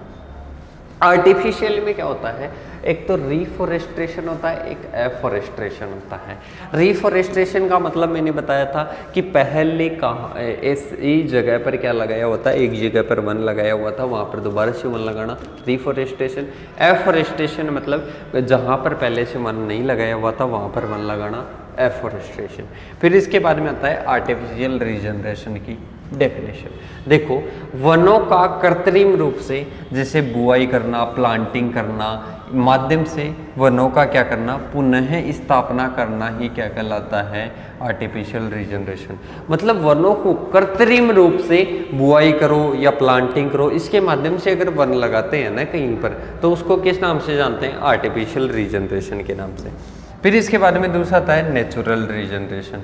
मतलब जो फॉरेस्ट क्रॉप है इसका स्वयं बीज के द्वारा और या फिर कॉपीज के द्वारा या फिर सक्कर्स के द्वारा, मतलब अपने आप होगा ये चीज कोई करेगा नहीं, अपने आप स्वयं बीज के द्वारा, कॉपीज के द्वारा और सक्कर्स के द्वारा अगर कोई रीजनरेशन होता है ना, उसको किस नाम से जानते हैं, नेचुरल रीजनरेशन के नाम से। किस नाम से जानते हैं, नेचुरल रीजनरेशन के नाम से।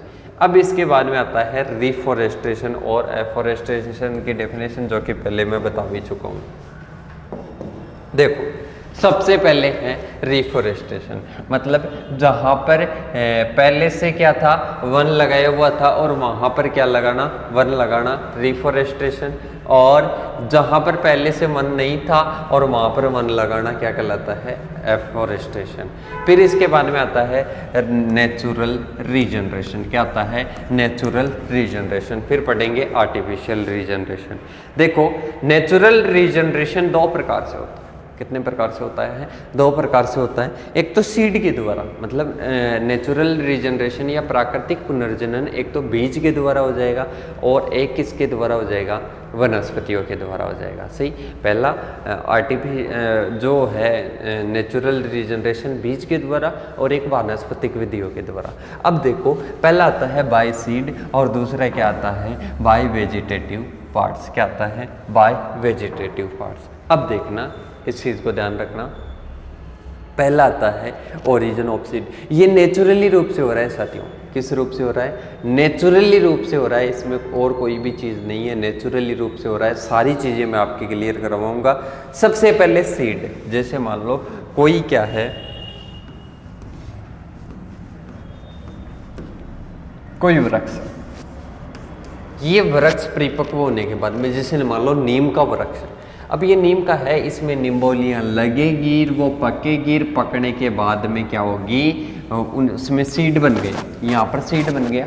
अब ये सीड क्या करेगा, ये डिस्पर्सल होगा, मतलब ओरिजिन ऑफ सीड हो गया। पहले क्या हुआ, ओरिजिन ऑफ सीड, मतलब कोई पेड़ था, कोई वृक्ष था, वहां पर क्या लग गई, सीड लग गया। क्या लग गया, सीड लग गया, उसके सीड परिपक्व हो गया। हर पेड़ के, हर वृक्ष के सीड लगता है। अब इसका सीड लग गया, मतलब ओरिजिन ऑफ सीड हो गया। नेक्स्ट, अब कोई भी आंधी आएगी, कोई भी तूफान आएगा, हवा आएगी और कोई भी वर्षा आएगी, उसके द्वारा ये सीड एक स्थान से दूसरे स्थान पर फैल जाएगा। अगर हल्का होगा तो दूर दूर हो जाएगा, पूरे खेत में हो जाएगा, पूरी जगह में हो जाएगा। मतलब दूसरी प्रोसेस कौन सी हुई, डिस्पर्सल ऑफ सीड। क्या हुआ, डिस्पर्सल ऑफ सीड हुआ। अब इनको क्या कर देना, इनको दूसरी जगह एस्टैब्लिशमेंट कर देना, तो क्या कहलाता है, एस्टैब्लिशमेंट। मतलब इनको अपन क्या कर देंगे, दूसरी जगह क्या कर देंगे, एस्टैब्लिश कर देंगे, मतलब स्थापित कर देंगे। ये क्या कहलाता है, ये अपना कहलाता है साथियों नेचुरल रीजनरेशन बाय सीड। क्या, बाय सीड। एक था वेजिटेटिव प्रोपेगेशन, उसमें पोलार्डिंग आ जाता है, सक्कर्स आ जाता है, कॉपिस आ जाता है। आपने देखा होगा कोई पौधा है, सही, ये पौधा है शीशम का। किसका, शीशम का है, डलबर्जिया शिशु बोलते हैं शायद उसको, उसका जो बॉटनिकल नेम होता है। देखो ये शीशम का है। अब इसमें आपने देखा होगा, बहुत सारे पेड़ों में देखा होगा। अब इसकी जो जड़ें हैं ना, ये जड़ें हैं। अब ये मर्दा की सतह है। अब ये क्या करती है, यहाँ से निकल कर यहाँ प्रवाह का निर्माण कर देती है, यहाँ जड़ों का निर्माण हो जाता है, यहाँ पर प्रवाह का निर्माण हो गया, सही। और ऐसे ही आगे भी कर देती है। इनको काट कर यहाँ से दूसरी जगह लगा देना क्या कहलाता है, वेजिटेटिव प्रोपेगेशन। मतलब पोलार्डिंग मान लो, कॉपिस मान लो, वो इस प्रकार से होता है, नेचुरली तरीके से होता है सारी चीज। अब देखो बाय सीड, पहले कौन सा आता है, बाय सीड, मतलब ओरिजिन ऑफ सीड, सीड का ओरिजिन हुआ किसी भी वृक्ष पर, वो क्या करेगा, फैलेगा, डिस्पर्सल के द्वारा क्या होगा, फैलेगा। फिर उनका क्या हो जाएगा, जर्मिनेशन हो जाएगा, वहां पर क्या हो जाएगा, जर्मिनेशन। और फिर चौथी प्रोसेस अभी मैंने बताई थी, एस्टाब्लिशमेंट। क्या आता है, एस्टाब्लिशमेंट, सही। अब देखो नेचुरल रीजनरेशन बाय सीड की डेफिनेशन क्या आता है, नेचुरल रीजनरेशन बाय सीड की डेफिनेशन वही आती है। नेचुरल रीजनरेशन बाय सीड की मतलब किसी भी जगह पर प्राकृतिक पुनरुत्पादन बीज के द्वारा हो, किसके द्वारा हो, बीज के द्वारा हो, तो उसको क्या, किस नाम से जाना जाता है, प्राकृतिक पुनरुत्पादन बीज के द्वारा के नाम से जाना जाता है। मतलब अगर किसी भी वन का क्या हो, प्राकृतिक रूप से बीज के द्वारा क्या हो, वो एस्टेब्लिशमेंट हो, उसका क्या हो, विकास हो, तो वो क्या कहलाता है, ओरिजिन ऑफ सीड कहलाता है। देखते हैं अब आगे की ओर। आगे है अपना, सबसे पहले आ जाता है बीज की उत्पत्ति। क्या आ जाता है, बीज की उत्पत्ति आ जाता है। सबसे पहले बीज की उत्पत्ति जो मैंने बताया वो ही चीजें आएगी, सही। इसमें से सब एग्जाम्पल भी दे रखा। फिर आ जाएगा दूसरा, सीड डिस्पर्सल, मतलब हवा वगैरह के द्वारा वो क्या हो जाएगा, बीज का क्या हो जाएगा, फैलाव हो जाएगा। इसमें क्या क्या माध्यम है, जल के द्वारा, वायु के द्वारा और गुरुत्वाकर्षण के द्वारा। फिर इसके बाद में आता है सीड जर्मिनेशन। क्या आता है, सीड जर्मिनेशन। अब आपको पता है कि वो हवा के द्वारा एक स्थान से दूसरे स्थान पर मर्दा के संपर्क में जाएगा, तो वहां पर क्या होगा, जर्मिनेट होगा। जर्मिनेट होगा तो उसको प्रभावित करने वाले कारक इंटरनल फैक्टर आते हैं और एक्सटर्नल फैक्टर आते हैं। कौन कौन से आते हैं, इंटरनल फैक्टर और एक्सटर्नल फैक्टर्स आते हैं। इनको छोड़ो, इनको देख लेना आप। अब इसके बाद में देखो नेक्स्ट पॉइंट आता है एस्टैब्लिशमेंट। कौन सा आता है, मतलब जैसे अंकुरण हो गया। अब क्या हुआ, अंकुरण हो गया। अंकुरण हो गया तो उनको जहाँ पर भी अपने को लगाना है ना, वहाँ पर अपन दूसरी जगह उनको क्या कर सकते हैं, एस्टैब्लिशमेंट कर सकते हैं, मतलब स्थापित कर सकते हैं। एस्टैब्लिश कर दिया उनको, तो ये क्या हुआ, नेचुरल रीजनरेशन बाय सीड हो गया। नेचुरल रीजनरेशन बाय सीड में चार प्रोसेस आई। पहला हो गया ओरिजिन ऑफ सीड, दूसरा डिस्पर्सल ऑफ सीड, तीसरा जर्मिनेशन ऑफ सीड, और चौथा कौन सा आ जाएगा आपका, एस्टैब्लिशमेंट। तो ये नेचुरल रीजनरेशन बाय सीड हो गया। अब इसके बारे में आता है natural regeneration bye vegetative parts, मतलब वेजिटेटिव पार्ट्स के द्वारा क्या करना, जो अपने जो फॉरेस्ट है उनको क्या करना, लगाना। जैसे नेचुरल रीजनरेशन कैसे होगा, कॉपिस के द्वारा। किसके द्वारा हो जाएगा, कॉपिस के द्वारा। अब कॉपिस क्या होता है, एक कोई प्लांट होता है, एक क्या होता है, प्लांट होता है। उस प्लांट से ही कॉपिस प्राप्त होता है। वो किस प्रकार से प्राप्त होता है, देखो वृक्ष का जो भूमितल है, वृक्ष का भूमितल है, उसको 30 से 45 सेंटीमीटर ऊंचाई तक अगर काट दिया जाता है ना, तो उसमें एडवेंटिव मतलब बर्ड्स निकली है। क्या निकलती है, बर्ड्स या कलिकाएं निकलती है। उन कलिकाओं से एक नया पौधा तैयार हो जाता है, जिसे क्या कहते हैं, कॉपिस कहते हैं। और इस क्रिया को क्या कहते हैं, कॉपिसिंग कहते हैं। क्या कहते हैं, कॉपिसिंग कहते हैं। तो इनके द्वारा क्या हो जाता है, जो रीजनरेशन हो जाता है वेजिटेटिव पार्ट से, मतलब कौन से कॉपिस से। फिर इसके बाद में आता है पोलार्डिंग। पोलार्डिंग क्या कहलाता है, मतलब इसको तो जमीन बाग से काटते हैं, मतलब ऐसे मान लो मुख्यतः जमीन बाग से काटते हैं, पर इसको जमीन बाग से 1.5 से कितना काटते हैं, 1.5 से 2 मीटर ऊपर से काटते हैं, ताकि इसमें क्या नहीं हो, इसमें पशु नुकसान नहीं पहुंचा सके। क्या हो, पशु नुकसान नहीं पहुंचा सके, तो इसको क्या कहते हैं, पोलार्डिंग कहते हैं। इसमें भी वही प्रवाह निकलती है और उनके द्वारा क्या होता है, एक पौधे का निर्माण होता है। फिर आता है रूट शक्कर। क्या आता है? रूट शक्कर। मतलब जो जड़ है उसको पूर्ण रूप से या आंशिक रूप से काटने के बाद में उससे प्रवाह निकलते हैं। उससे क्या निकलते हैं? प्रवाह निकलते हैं, जिनसे एक पूर्ण पौधे का क्या हो जाता है? निर्माण हो जाता है। तो ये क्या होते हैं? रूट शक्कर होते हैं। फिर आता है कटिंग। कटिंग क्या है? कटिंग एक प्रकार की क्या है? ये उसमें आएगी। आप तीन ही चीज़ों का ध्यान रखना है यहाँ पर। कितनी? तीन ही चीज़ों का ध्यान रखना है यहाँ पर, कटिंग मत देखना। अब इसके बाद में आता है लेयरिंग, भी उसमें आ जाएगा। लेयरिंग भी उसमें आ जाएगा, लेयरिंग को भी छोड़ो, तीन ही देखना है यहाँ पर। अब देखो, एक होता है प्लस्टरी। क्या होता है? प्लस्टरी। प्लस्टरी का मतलब होता है एक वृक्ष। एक वृक्ष, जब कोई वृक्ष अन्य वृक्ष से आकार में, लंबाई में, व्यास में, आयतन में, रोग प्रतिरोधक क्षमता में और उपज में अधिक होता है। जब कोई एक वृक्ष अन्य वृक्ष से किसमें? एज में, आयतन में और लंबाई में, व्यास में और रोग प्रतिरोधक क्षमता में, उपज में क्या हो? अधिक हो, तो उसको किस नाम से जाना जाता है? उसको प्लस्टरी के नाम से जाना जाता है। किस नाम से जाना जाता है? प्लस्टरी के नाम से जाना जाता है। फिर इसके बाद में आता है अपना रीजनरेशन, मतलब तीसरा टॉपिक रीजनरेशन में अपन कौन सा पढ़ेंगे? Artificial regeneration. आज की क्लास में इसमें कौन सा पढ़ेंगे? अब रीजनरेशन कौन सा? आर्टिफिशियल। पहले अपन ने नेचुरल पढ़ लिया। देखो, अब आता है अपने कि जो रीजनरेशन है, आर्टिफिशियल रीजनरेशन क्या होता है? रीजनरेशन तो वही था कि वनों का प्राकृतिक और कृत्रिम रूप से पुनः स्थापन करना ही क्या कहलाता है? रीजनरेशन कहलाता है। क्या कहलाता है? रीजनरेशन कहलाता है। पहला आता है आर्टिफिशियल रीजनरेशन। कौन सा आता है?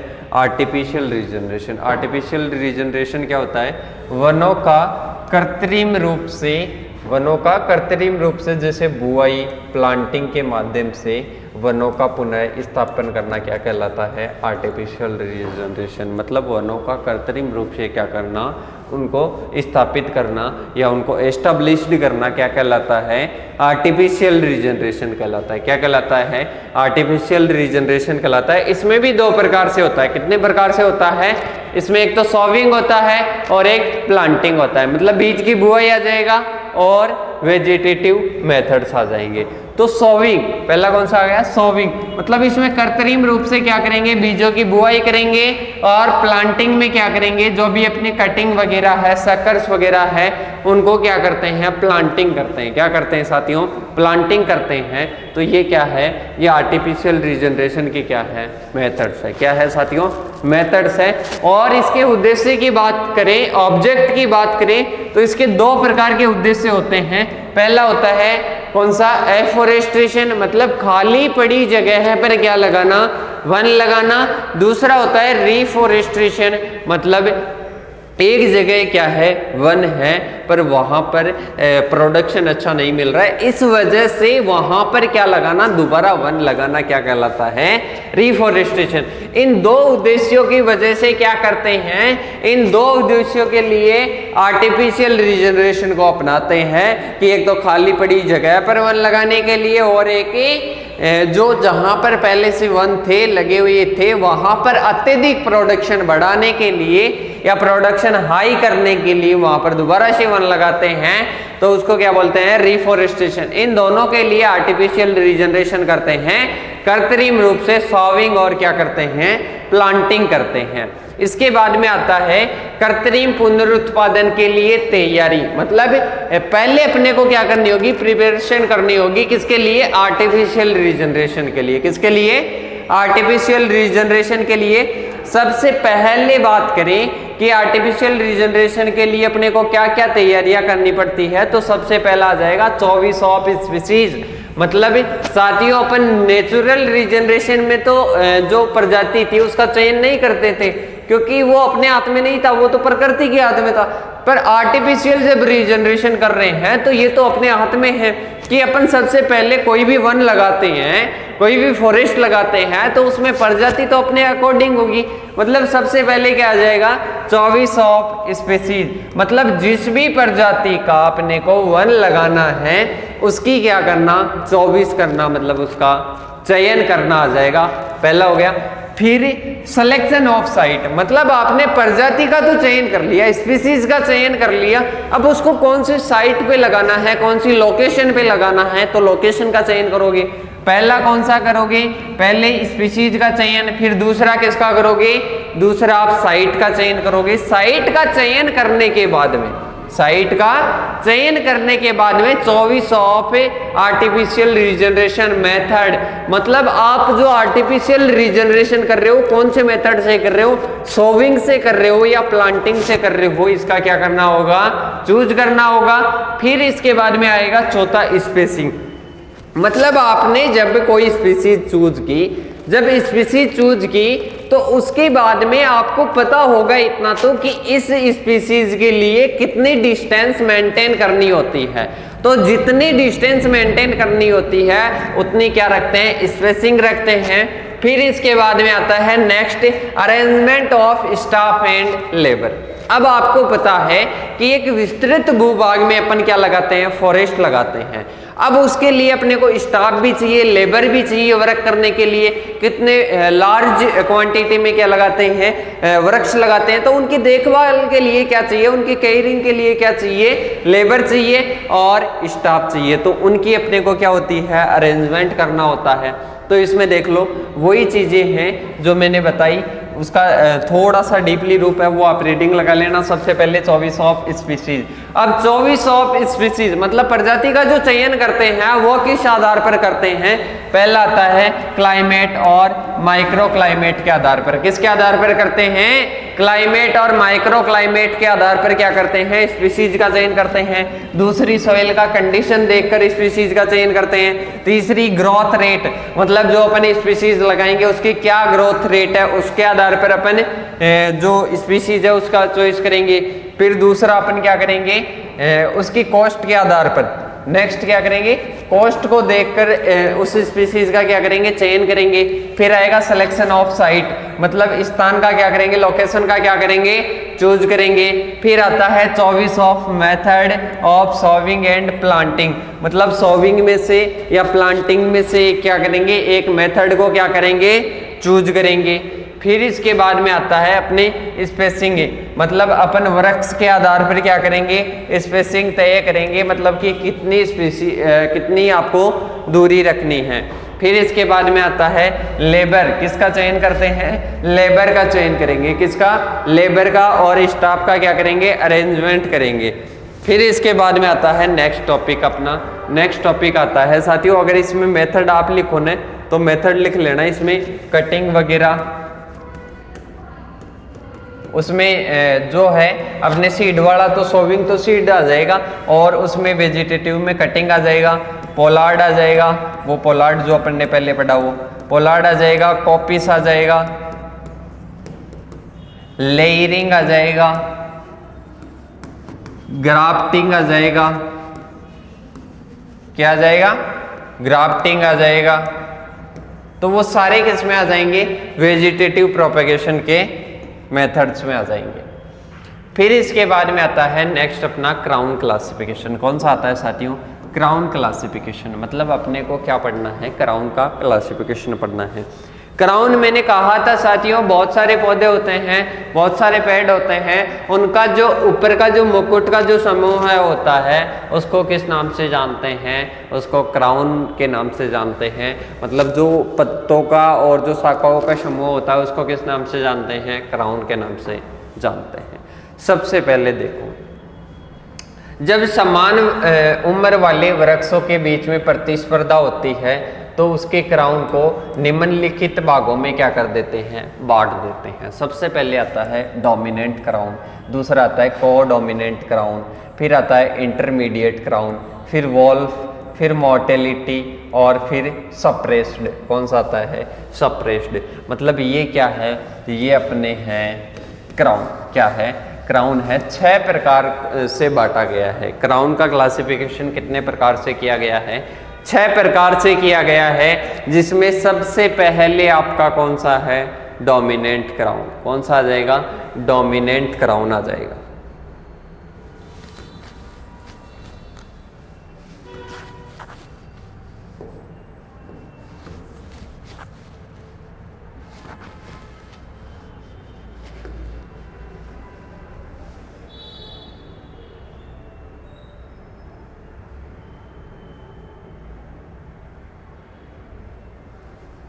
साथियों वो वहाँ पर आपको पीडीएफ में मिल जाएगा, जो डोमिनेंट क्राउन है वो आपको पीडीएफ में मिल जाएगा, या एक बार मैं देख लेता हूँ, उसको वापस से ले लेते हैं।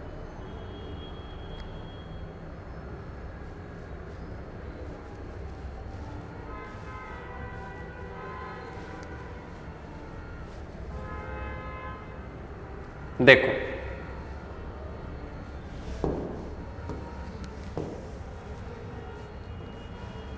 सबसे पहला कौन सा है, डोमिनेंट क्राउन। डोमिनेंट क्राउन में क्या होता है साथियों, डोमिनेंट क्राउन एक ऐसा प्रकार का क्राउन होता है जिसमें पर्याप्त मात्रा में जो सूर्य का जो प्रकाश है वो प्राप्त हो जाता है। डोमिनेंट क्राउन को क्या हो जाता है, सूर्य का जो प्रकाश है वो पर्याप्त मात्रा में क्या हो जाता है, प्राप्त हो जाता है। साथ ही साथ उनके किनारे के जो क्राउन हैं वो अच्छी तरह से क्या हो जाते हैं, विकसित हो जाते हैं, और वृक्षों की अच्छी क्या होती है, वृद्धि होती है, और क्राउन का आकार इसमें क्या होता है, डोमिनेंट में क्या होता है, अधिक होता है। तो ये कौन से टाइप का है, डोमिनेंट का। इसमें प्रकाश, सूर्य का प्रकाश वगैरह अच्छे से मिल पाता है।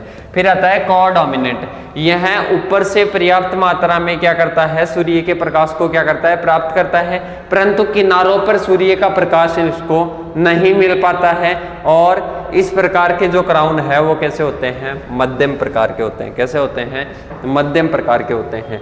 फिर आता है नेक्स्ट अपने इंटरमीडिएट। कौन सा आता है, इंटरमीडिएट। इस प्रकार का जो क्राउन है वो डोमिनेंट और कोडोमिनेंट से क्या होता है, छोटा होता है, छोटा और सघन होता है। कैसा होता है, छोटा और सघन होता है। और इस प्रकार के ऊपरी भाग में तो सनलाइट अच्छे से प्राप्त हो जाती है, लेकिन किनारों पर उनको क्या नहीं प्राप्त हो पाती है, सनलाइट नहीं प्राप्त होती है।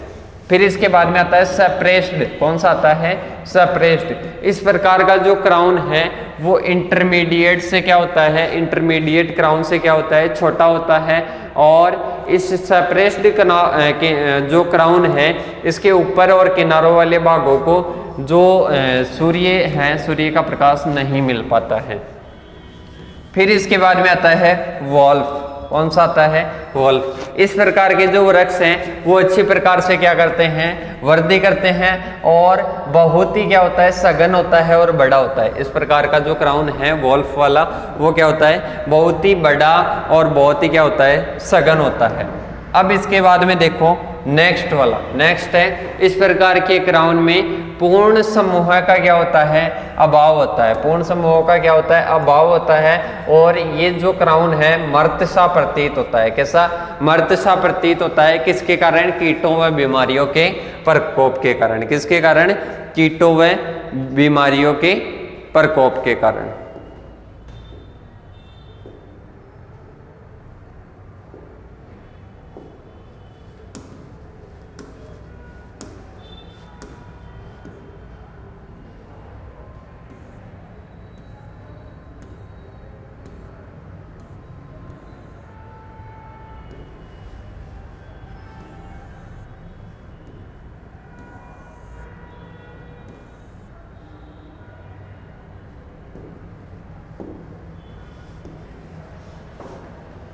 अब देखो आगे की ओर, next topic, crown classification complete हो गया। अब पांचवा टॉपिक अपना है टेंडिंग ऑपरेशन। क्या है, पांचवा टॉपिक है अपना टेंडिंग ऑपरेशन। की टेंडिंग ऑपरेशन क्या होता है। साथियों टेंडिंग ऑपरेशन को मैं आपको समझा देता हूं कि टेंडिंग ऑपरेशन होता है अपने परिपालन क्रियाएं।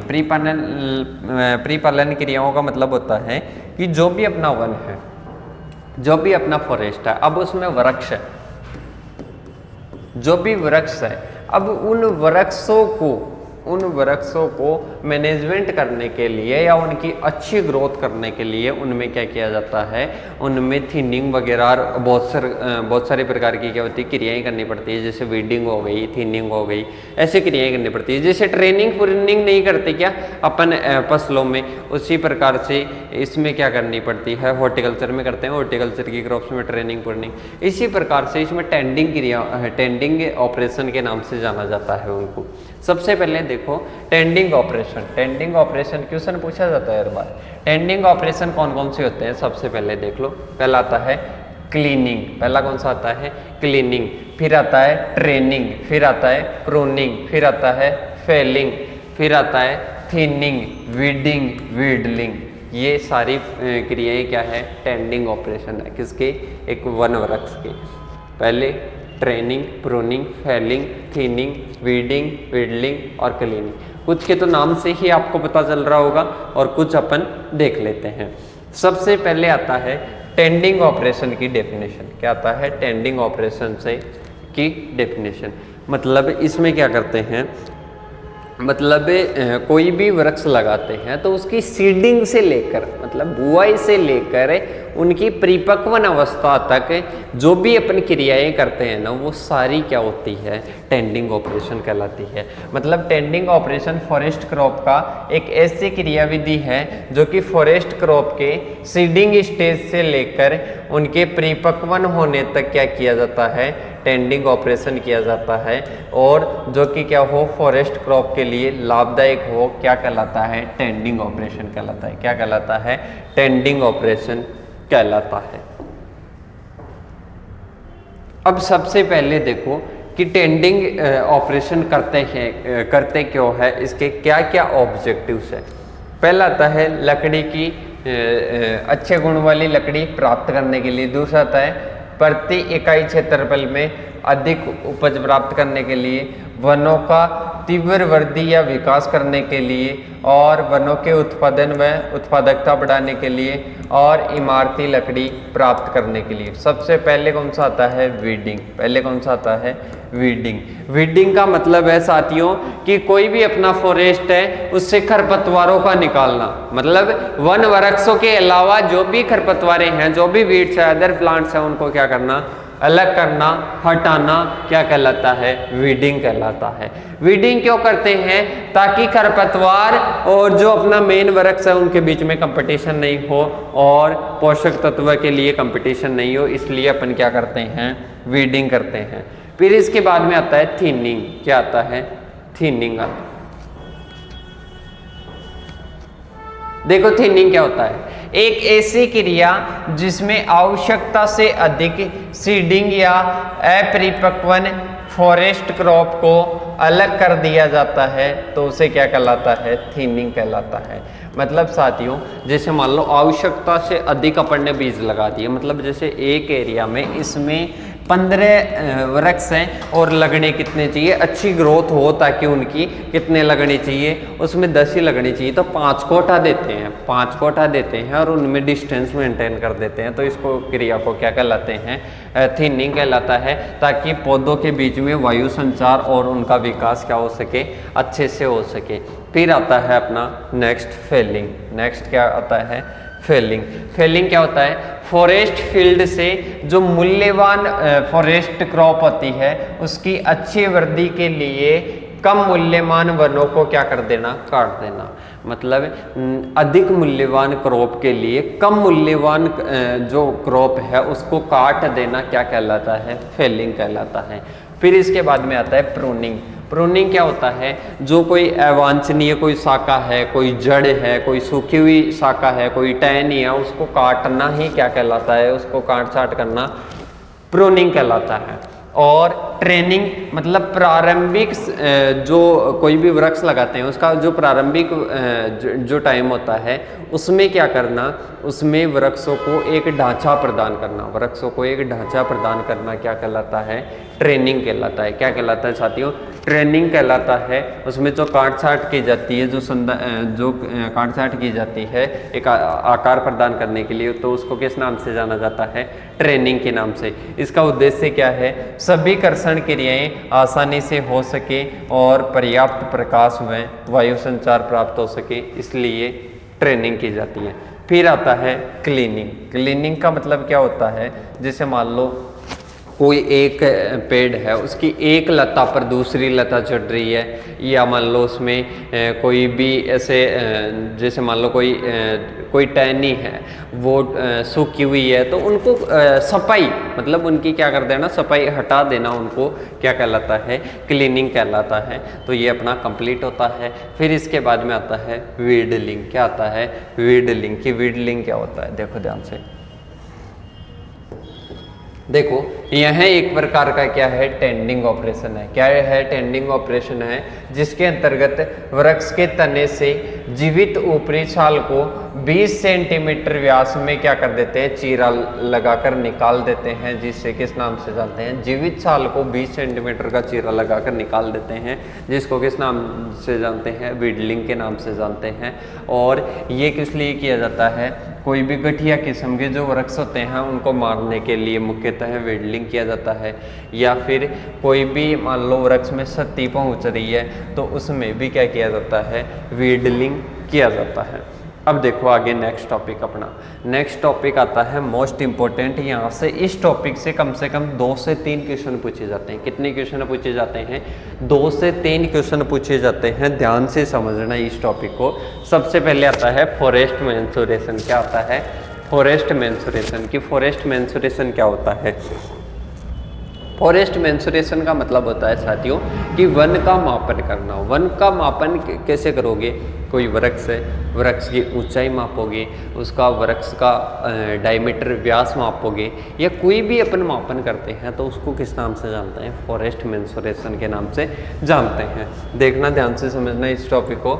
सबसे पहले आता है डायमेंशन। मतलब डायमेंशन मतलब उसका जो व्यास है वो मापते हैं। फॉर्म एज, एज मापते हैं।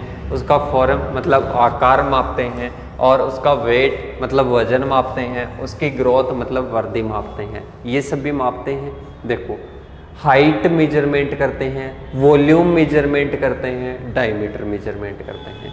और इसी को किस नाम से जानते हैं, इनको मेजरमेंट या डिटर्मिनेशन करने को ही किस नाम से जानते हैं, फॉरेस्ट मेंसुरेशन के नाम से जाना जाता है। किस नाम से जाना जाता है, फॉरेस्ट मेंसुरेशन के नाम से जाना जाता है। और इसके बाद में देखो इसकी परिभाषा क्या होती है, इसकी परिभाषा क्या होती है। फॉरेस्ट मेंसुरेशन एक फॉरेस्ट्री की क्या है, एक ब्रांच है जिसमें फॉरेस्ट्री के डायमेंशन में क्या आ जाएगा, लंबाई आ जाएगी, व्यास आ जाएगा और आयतन आ जाएगा। फिर उसका फॉर्म मतलब आकार, ग्रोथ और उसकी एज की क्या करता है, व्याख्या करता है। इसी को किस नाम से जानते हैं, इसको फॉरेस्ट मेंसुरेशन के नाम से जाना जाता है। किस नाम से, फॉरेस्ट मेंसुरेशन के नाम से जाना जाता है। अब कि उसके उद्देश्य क्या है, फॉरेस्ट मेंसुरेशन के उद्देश्य क्या है। सबसे पहले कोई भी वन का उत्पाद अपन बेच रहे हैं, सेल कर रहे हैं, तो उसके लिए अपने को उसकी क्या क्वांटिटी है, क्या हाइट है, कितना वजन है, कौन सी एज का है, तो इसका क्या होता है, सहायक होता है। मतलब वन उत्पाद को बेचने में सहायक होता है, वनों के प्रबंधन में और वन अनुसंधान में और योजना बनाने में ये क्या होता है, सहायक होता है। फिर इसके बाद में आता है स्कोप ऑफ फॉरेस्ट मेंसुरेशन। मतलब क्या इसका स्कोप होता है, वैसे पूछा नहीं गया है पर इसको एक बार फिर भी रीडिंग लगा लो, समझने की चीज़ है। कि सबसे पहले आता है कि जो वन मापन है, फॉरेस्ट मेंसुरेशन है, इसका क्या स्कोप है, मतलब ये कहाँ हो जाता है। सबसे पहले वन रक्षक के लिए उपयोगी, मतलब जैसे मान लो कोई फॉरेस्ट गार्ड है, फॉरेस्ट गार्ड को अगर वन की सारी इन्फॉर्मेशन, सारी मापन उसके पास में होगी तो उसका वो मैनेजमेंट है वो अच्छे प्रकार से कर पाएगा फॉरेस्ट गार्ड। सबसे पहले फिर दूसरा ठेकेदार के लिए, कोई भी ठेकेदार है, कोई भी बेचने वाला है, खरीदने वाला है, तो साथियों उसको अगर पूरी जानकारी होगी वन में कितना वृक्ष में कितना वजन है, कितनी लकड़ी है, कौन सा डायमेंशन है, कितना डायमीटर है, कितना वॉल्यूम है, तो ये सारी चीज़ें पता होगी तो वो क्रय विक्रय में आसानी होगी उसके। वन मजदूर के लिए उपयोगी, मतलब इस लकड़ी में कितना वजन है और इसका क्या व्यास है, वो सारी चीज़ें होगी तो वन मजदूर के लिए। और विभिन्न लकड़ीकर्ताओं के लिए, जैसे लकड़ी को कोई खरीदना चाहता है, बेचना चाहता है, तो इसके लिए भी क्या हो जाएगा, उपयोगी हो जाएगा। और इसके बाद में आता है फॉरेस्ट मेजरमेंट कौन सी यूनिट में करते हैं। देखो अगर फॉरेस्ट मेजरमेंट में हाइट मेजर कर रहे हैं और ब्रिटिश सिस्टम में करें तो वो फीट आ जाएगा और मैट्रिक सिस्टम में मीटर आ जाएगा। फिर इसके बाद में डायमीटर मापे मतलब व्यास मापे तो इंच में मापते हैं ब्रिटिश सिस्टम में, और मैट्रिक सिस्टम में सेंटीमीटर में मापते हैं। फिर आती है विड्थ मतलब उसकी चौड़ाई, फीट में और इंच में, और मीटर और सेंटीमीटर में मैट्रिक सिस्टम में। एरिया स्क्वायर मीटर में स्क्वायर मीटर में और स्क्वायर फीट में और ये स्क्वायर मीटर में मैट्रिक सिस्टम में। अब देखो इसके बाद में है डायमीटर या जो व्यास मापते हैं, किसी भी वृक्ष का व्यास मापते हैं, डायमीटर मापते हैं, तो उसमें वुडन स्केल यूज में लेते हैं और कैलिपर काम में लेते हैं और टेप काम में लेते हैं। आगे अपन देख लेंगे आराम से, नेक्स्ट आएगा थोड़ा डिटेल से, तब अपन देखेंगे इनको। सबसे पहले आता है उम्र ज्ञात करना। क्या आता है? उम्र ज्ञात करना। मोस्ट इंपॉर्टेंट है, क्वेश्चन पूछा जाता है आपको कि उम्र कैसे ज्ञात की जाती है। तो देखो उम्र का देखते हैं, 1 मिनट चालू रखना साथियों।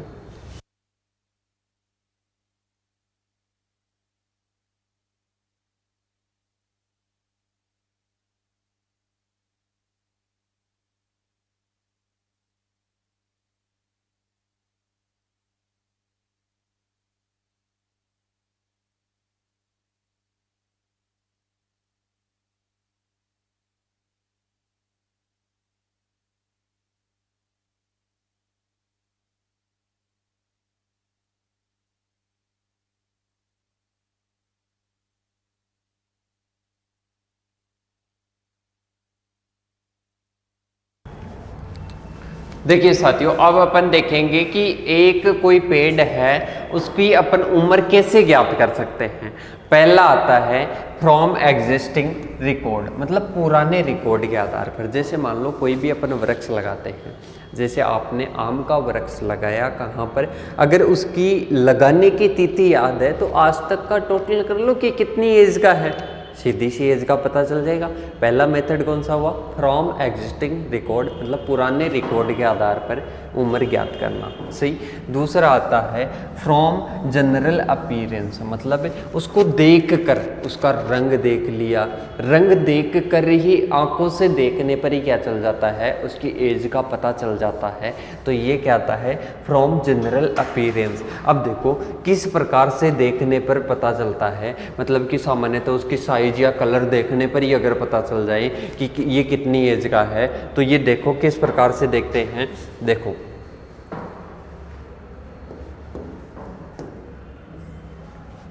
सबसे पहले आता है कि देखकर कैसे पता लगाया जाता है। देखो SIWE ऑफ स्टेम, मतलब इसमें स्टेम को देखते हैं। किसको देखते हैं? स्टेम को देखते हैं। यंग ट्री का अगर स्टेम सुंडाकार होता है, यंग ट्री का तो स्टेम कैसा होता है, जैसे मान लो कोई कम उम्र का कोई वृक्ष है तो उसका तो स्टेम कैसा होगा? सुंडाकार होगा, जबकि ओल्ड ट्री का जो स्टेम है वो गोलाकार होगा। तो पहला एज का पता चल गया कि यंग ट्री का तो सुंडाकार, अगर किसी भी ट्री का स्टेम दिख जाए तो वो यंग ट्री है। और कोई भी मान लो ट्री है और उसका जो स्टेम है वो गोलाकार है, तो वो किस में आ जाएगा? वो आ जाएगा अपने ओल्ड ट्री, मतलब उसकी एज क्या हो गई? ज़्यादा हो गई। अब इसके बाद में है नेक्स्ट जनरल अपीयरेंस में कि SIWE शेप ऑफ क्राउन, मतलब क्राउन की आकृति देखने पर, क्राउन की आकृति देखने पर, मतलब आंखों से देख रहे हैं। जनरल अपीयरेंस, पहला स्टेम देखा, दूसरा क्राउन देखने पर। कुछ जातियों में उम्र के साथ साथ में उनके क्राउन की शेप में भी क्या हो जाता है? परिवर्तन हो जाता है। यदि इसके बारे में जानकारी हो तो आसानी से ट्री की एज को क्या कर सकते हैं? निकाल सकते हैं। एग्जाम्पल ले तो चीड़ का वृक्ष, क्या जाएगा? चीड़ का वृक्ष। इमारती उम्र में, मतलब जैसे मान लो शुरुआती उम्र में, कोई भी मान लो प्रारंभिक एज का जो कोई पौधा है, कोई भी वृक्ष है, तो प्रारंभिक उम्र में उनका क्राउन कोनिकल आकार का होता है। कैसा होता है? कोनिकल आकार का होता है। प्रारंभ में तो कैसा होगा? कॉनिकल आकार का होगा, जबकि ओल्ड एज में वो कैसा हो जाएगा, गोलाकार हो जाएगा। चीड़ के वृक्ष का जो भी क्राउन है वो कैसा हो जाएगा, गोलाकार दिखाई देगा। मतलब प्रारंभिक अवस्था में, युवा अवस्था में कॉनिकल का, और इसके धीरे धीरे बाद में किस आकार का हो जाएगा, गोलाकार आकार का हो जाएगा। तो ये किस में आता है, ये अपन क्राउन देखकर उसका क्या कर सकते हैं, एज ज्ञात कर सकते हैं। तो दो चीज़ देख लिए, पहले फ्रॉम एग्जिस्टिंग रिकॉर्ड और दूसरा जनरल अपीयरेंस के आधार पर। अब तीसरा आता है कि the colour and condition of bark, मतलब उसकी छाल की कंडीशन और कलर को देखकर पता लगा सकते हैं। जैसे ट्री में जो छाल है, छाल और छाल का रंग है, ये दोनों है ना, ये टाइम के साथ में बदलती रहती हैं। जैसे साल का वृक्ष देखें, किसका, साल का वृक्ष देखें, तो साल के वृक्ष में देखो पहले क्या होता है, साल के वृक्ष में छाल का रंग खुरदरा या फटा हुआ, या उसमें दरारें होती है, या गाढ़ा रंग का होता है। पहले क्या होता है, वो गाढ़ा होता है और खुरदरा होता है और उसमें दरारें होती है शुरुआती में, मतलब यंग एज में। और जैसे जैसे वो ओल्ड एज में आता है वो कैसा, चिकना हो जाता है और उसका रंग कैसा हो जाता है, हल्का। पहले कैसा होता है, गाढ़ा रंग होता है, फिर हल्का रंग हो जाता है। तो इस प्रकार से अपन उसका रंग, मतलब छाल का रंग और कलर देखकर और उसकी स्थिति देखकर अपन क्या कर सकते हैं, पता लगा सकते हैं कि ये कौन सी एज का है। फिर इसके बाद में है by the number of annual walls branches, मतलब जो ब्रांचेज के जो छल्ले होते हैं उनको गिनकर अपन क्या कर सकते हैं, पेड़ की, वृक्ष की क्या ज्ञात कर सकते हैं, उम्र ज्ञात कर सकते हैं। सबसे पहले आता है कि जैसे कोई सेमल का वृक्ष है, क्या है, सेमल का वृक्ष है, इसमें एक साल में एक जोड़ी वॉल ब्रांच निकलती है। कितनी, एक जोड़ी वॉल ब्रांच निकलती है, और दूसरी ओर 2 जोड़ी वॉल ब्रांच निकलती है। इस प्रकार से सेमल के वृक्ष में प्रत्येक जोड़ी एक एक क्या निकलती है, एक एक ब्रांच निकलती है। क्या निकलती है, ब्रांच निकलती है। वॉल्स ब्रांच को गिनकर अपन क्या कर सकते हैं, मतलब एक बार तो एक निकलेगी, दूसरी वर्ष 2, और फिर प्रतिवर्ष क्या निकलेगी, एक एक निकलेगी। तो इनको अपन गिनकर टोटल करके और पेड़ की क्या कर सकते हैं, उसकी एज ज्ञात कर सकते हैं। क्या ज्ञात कर सकते हैं साथियों, एज ज्ञात कर सकते हैं। तो आई होप ये समझ में आया होगा। अब इसके बाद में आता है हाइट मेजरमेंट। क्या आता है, अपन ने एज डिटर्मिनेंट देख लिया, मतलब एज को कैसे डिटरमाइन करते हैं, एज का कैसे पता लगा सकते हैं। अब हाइट का क्वेश्चन हमेशा पूछा जाता है, इसको ध्यान से देखना। सबसे पहले देखो, इसमें 2 प्रकार के मेथड आते हैं। एक तो नॉन इंस्ट्रूमेंटल, मतलब इसमें इंस्ट्रूमेंट यूज़ नहीं किए जाते हैं, मतलब यंत्रों के द्वारा नहीं पता लगाया जाता है इसमें। और एक आता है इंस्ट्रूमेंटल मेथड, मतलब इसमें इंस्ट्रूमेंट यूज़ किए जाते हैं। मतलब एक में तो इंस्ट्रूमेंट मतलब उपकरणों का यूज़ नहीं किया जाता है, एक में इंस्ट्रूमेंट मतलब उपकरणों का यूज़ किया जाता है। नॉन इंस्ट्रूमेंटल मेथड में कौन कौन सा आ जाएगा, सबसे पहले आ जाएगा शैडो मेथड, और दूसरा कौन सा आ जाएगा, सिंगल पोल मेथड। पहला कौन सा आ जाएगा, शैडो मेथड आ जाएगा, और दूसरा कौन सा आ जाएगा, सिंगल पोल मेथड आ जाएगा। अब देखो, पहला नॉन इंस्ट्रूमेंटल में शैडो और सिंगल आ जाएगा, और फिर क्या आ जाएगा, इंस्ट्रूमेंटल मेथड में अपन क्या करते हैं, यंत्रों का यूज़ लेते हैं और उससे क्या करते हैं, उपकरणों से उसकी हाइट को मेजरमेंट करते हैं। सबसे पहले आ जाएगा सिंगल पोल मेथड। क्या आ जाएगा, single pole method. Single pole method में अपन क्या करते हैं, एक पोल होता है और उसके अकॉर्डिंग अपन क्या करते हैं, इस पोल की सहायता से और एक वृक्ष की सहायता से अपन क्या ज्ञात कर सकते हैं, उसकी हाइट मेजरमेंट कर सकते हैं। देखो ये क्या है, एक क्या है, पोल है, और ये क्या है, वृक्ष है। क्या है, वृक्ष है। ये तो ए और बी, ये तो क्या आ जाएगी, हाइट ऑफ पोल आ जाएगी, और ये बड़ा ए बड़ा B, capital A capital B किसकी आ जाएगी, हाइट ऑफ ट्री आ जाएगी। सही। और ये किसकी छाया है, ये पोल की छाया है, और ये किसकी छाया है, ये है वृक्ष की छाया। देखो ए बी क्या है, हाइट ऑफ ट्री, मतलब कैपिटल ए बी क्या है, हाइट ऑफ ट्री, और स्मॉल ए बी क्या है, हाइट ऑफ पोल। और ई बी क्या है, ई और b small, e b small क्या है, ये है आपकी पोल की छाया, और ई और कैपिटल बी क्या आ जाएगी, पूरी क्या आ जाएगी, ये ट्री की छाया आ जाएगी। किसकी छाया आ जाएगी? ट्री की छाया आ जाएगी। और इससे अपन क्या ज्ञात कर सकते हैं? इसी मेथड से अपन इसके हाइट ज्ञात कर सकते हैं। कैसे? देखो देखो इसमें ए बी मतलब इसका मतलब होता है वृक्ष की ऊंचाई। मतलब ए बी क्या था? वृक्ष की ऊंचाई थी। और कैपिटल ए बी क्या था? वृक्ष की ऊंचाई थी। स्मॉल ए बी और ई और बी मतलब ये क्या है? पोल की छाया। मतलब जो पोल की ऊंचाई है, पोल की ऊंचाई को किससे मल्टीप्लाई कर रहे हैं? पोल की छाया से मल्टीप्लाई कर रहे हैं। और भाग किसका दे रहे हैं? वृक्ष की छाया का दे रहे हैं। इससे वृक्ष की ऊंचाई ज्ञात आ जाएगी। इससे वृक्ष की ऊंचाई का पता चल जाएगा। तो ये कौन सा मेथड है साथियों? नॉन इंस्ट्रूमेंटल मेथड है। और कौन सा है? ये है आपका पोल मेथड। कौन सा है? Single pole method. कौन सा है साथियों? Single pole method. अब देखो, अब अपन चलते हैं आगे की ओर। कौन सा आता है? Shadow method. कौन सा आता है साथियों? Shadow method.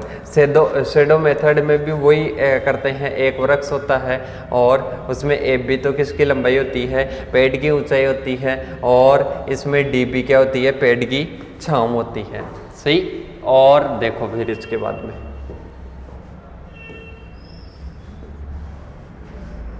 इसमें सूत्र क्या होता है? वृक्ष की ऊंचाई बराबर स्मॉल ए बी बराबर बी डी होता है। और इसके साथ ही भाग किसका देते हैं? बी डी का देते हैं। इससे क्या निकल कर आ जाती है? इसकी हाइट निकल कर आ जाती है। क्या निकल कर आ जाती है? हाइट निकल कर आ जाती है। और ये तो हुआ non instrumental method. Non instrumental में सिंगल पोल मेथड पढ़ लिया और इसके अलावा कौन सा पढ़ लिया? सिंगल पोल मेथड पढ़ लिया और शैडो मेथड पढ़ लिया। अब इसके बाद में आता है इंस्ट्रूमेंटल मेथड। कौन सा आता है? Instrumental method. मतलब इसमें क्या करते हैं? इसमें अपन उपकरणों का यूज करते हैं। किसका यूज करते हैं? उपकरणों का यूज करते हैं। और उसके द्वारा क्या करते हैं? हाइट मेजरमेंट करते हैं। पहला आता है हिप्सोमीटर, फिर आता है अल्टीमीटर, फिर आता है क्लिनोमीटर। ये तीन प्रकार के उपकरणों से अपने को क्या ज्ञात करनी होती है? हाइट ज्ञात करनी होती है। किसकी? एक वृक्ष की। तो ये तीन उपकरणों के नाम हैं। इनकी डिटेल आगे मिल जाएगी आपको। देखो सबसे पहले हैं, दोबारा से अगर कोई रह गया है तो वो फॉरेस्ट मेंसुरेशन का अपन देख लेते हैं एक बार। सबसे पहले फॉरेस्ट मेंसुरेशन वो अपन ने चर्चा ही कर ली थी। लैटिन भाषा का शब्द है और मेंसुरा सबसे लिया गया है, जिसका मतलब होता है मेजर। मतलब फॉरेस्ट का क्या करना? मेजर करना। अब देखो सबसे पहले आता है डायमीटर। क्या आता है? डायमीटर। मतलब कोई भी वृक्ष है उसका अगर अपने को क्या ज्ञात करना है? उसके वृक्षों की व्यास या मोटाई ज्ञात करनी है। तो मोटाई ज्ञात करने के लिए कैलीपर का यूज करते हैं, टेप का यूज करते हैं और लकड़ी के पैमाने का क्या करते हैं? यूज करते हैं। इनके द्वारा अपन क्या ज्ञात कर सकते हैं? व्यास। कोई भी वृक्ष का क्या ज्ञात कर सकते हैं? व्यास ज्ञात कर सकते हैं। तीनों उपकरणों के बारे में देख लेना। इनकी जो भी डिटेल है आराम से एक बार रीडिंग करने से ही समझ में आ जाएगी। तो ये क्या हो जाएगा? व्यास मापन आ जाएगा। और इसके बाद में देखो आगे की ओर हाइट मेजरमेंट। हाइट मेजरमेंट में मैं पहले ही बता चुका हूँ कौन से होते हैं। इंस्ट्रूमेंटल मतलब पहला कौन सा आ जाएगा? Non instrumental. नॉन इंस्ट्रूमेंटल में ये शैडो मेथड आ गया और इसके बाद में ये सिंगल पोल मेथड आ गया। कौन सा आ गया? सिंगल पोल मेथड आ गया। और इसके बाद में आता है इंस्ट्रूमेंटल मेथड। तीन प्रकार के उपकरण थे, हिप्सोमीटर, अल्टीमीटर, क्लिनोमीटर। कौन से? ये तीन प्रकार के उपकरण थे। तीनों उपकरणों की डिटेल भी दी हुई है। तीनों उपकरणों के बारे में भी इसमें क्या किया हुआ है? बताया हुआ है। यहाँ से आप देख सकते हो हाइट मेजरमेंट का हो जाएगा। सही। तो ये सारा क्या है? ये अपने जो है मेंसुरेशन वाला टॉपिक कंप्लीट होता है। अगर फिर भी कुछ रह रहा हो तो वो पीडीएफ में मिल जाएगा। कोई छोटी चीज़ रह रही है, कोई क्वेश्चन आया हुआ है तो। अब चलते हैं अपन आगे नेक्स्ट टॉपिक की ओर। नेक्स्ट टॉपिक है अपना टॉपिक नंबर 7। कौन सा आता है? Topic number 7। टॉपिक नंबर 7 में है एग्रो फॉरेस्ट्री। क्या होता है? एग्रो फॉरेस्ट्री क्या होता है? एग्रो फॉरेस्ट्री होता है साथियों कि अपन वन वृक्षों के साथ साथ में फसलों को उगाते हैं और पशुपालन करते हैं। तो इसको किस नाम से जाना जाता है? एग्रो फॉरेस्ट्री के नाम से जाना जाता है। जब एक ही की ज़मीन पर एग्रीकल्चरल क्रॉप्स और वानिकी पौधों को उगाया जाता है तो उसको किस नाम से जाना जाता है? वानिकी या कृषि वानिकी या एग्रो फॉरेस्ट्री के नाम से जाना जाता है। इम्पोर्टेंस क्या है? इम्पोर्टेंस है कि सबसे पहले किसान की आधारभूत आवश्यकताओं की क्या हो जाती है? पूर्ति हो जाती है। जैसे मान लो किसान को जो भी है, जैसे मान लो फल भी चाहिए, उसको ईंधन के लिए लकड़ी भी चाहिए, उसको क्रॉप्स भी चाहिए, पशुओं के लिए चारा भी चाहिए, तो सारी चीज़ें कहाँ से प्राप्त हो जाएगी? एग्रो फॉरेस्ट्री से प्राप्त हो जाएगी। फिर उर्वरता बनाए रखना, जैसे मान लो कोई भी अपन कर रहे हैं तो मृदा की उर्वरता भी इससे क्या रहती है? एग्रो फॉरेस्ट्री से बनी रहती है। फिर मृदा व जल संरक्षण करना, मतलब इससे सॉइल और वाटर का भी क्या हो जाता है? कंजर्वेशन हो जाता है, रोजगार की प्राप्ति हो जाती है और आय की प्राप्ति, मतलब इनकम अधिक प्राप्त होती है। इससे क्या होती है? इनकम अधिक प्राप्ति होती है। और जल भराव या मृदा को क्षारीय होने से भी क्या होता है?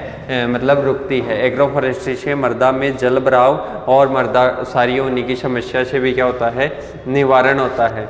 फिर इसके बाद में देखो, इसमें इतना ही पूछा गया था एग्रो फॉरेस्ट्री क्या है और एग्रो फॉरेस्ट्री का इम्पोर्टेंस क्या है, जिसकी अपन चर्चा कर चुके हैं। और इसके बाद में देखो नेक्स्ट टॉपिक है अपना criteria of selection of tree in agriculture. मतलब अपने को देखना है कि क्या क्राइटेरिया है एक ट्री को एग्रो फॉरेस्ट्री में लगाने का। साथियों ध्यान से देखना, सबसे पहले मैं समझा देता हूँ कि एक कोई वृक्ष है, इसको अपन एग्रो फॉरेस्ट्री में मतलब फसलों के साथ में लगाएं, उसके लिए क्या क्या सीमाएं होनी चाहिए, क्या क्या नियम होने चाहिए, कौन से नियम होने चाहिए कि ये पौधा ऐसा हो तो इसको लगाएं, मतलब क्या क्राइटेरिया होना चाहिए उस वृक्ष का, उसकी अपने को चर्चा करनी है। देखो सबसे पहले मतलब कृषि वानिकी के लिए उपयुक्त जो वृक्षों की जातियां उगाते हैं तो उनके लिए क्या आवश्यक मापदंड होते हैं। सबसे पहला आ जाएगा कि किसी क्षेत्र में विशेष की व्याप्त कृषि जलवायु दशाओं में आसानी से, जहाँ पर एग्रो फॉरेस्ट्री अपन अपना रहे हैं, तो वहाँ पर वो वृक्ष आसानी से उगने वाला होना चाहिए और उस जलवायु की दशाओं को लिए क्या होना चाहिए? अनुकूल होना चाहिए। पहला क्राइटेरिया हो गया। दूसरा आता है एग्रो फॉरेस्ट्री सिस्टम में ऐसे वृक्षों का चुनाव करना चाहिए जो कि लोगों की विभिन्न आवश्यकताओं को, जैसे टिम्बर भी दे और चारा भी दे, ईंधन भी दे, रेशा भी दे, फल भी दे, मतलब जो किसान है उसकी विभिन्न आवश्यकताओं की क्या कर सके? पूर्ति कर सके। फिर आता है एग्रो फॉरेस्ट्री सिस्टम। क्या आता है? एग्रो फॉरेस्ट्री सिस्टम में अंतर्गत स्वदेशी वृक्ष जातियों को अपने को क्या करना चाहिए? ग्रो करना चाहिए। फिर इसके बाद में आता है एग्रो फॉरेस्ट्री सिस्टम में ऐसे वृक्षों का चुनाव करना चाहिए जो कि विभिन्न उद्योगों के लिए कच्चे माल प्रोवाइड कर सके, रॉ मटेरियल दे सके उद्योगों को। ऐसे प्रजातियों को क्या करना चाहिए? चुनाव करना चाहिए या उगाना चाहिए।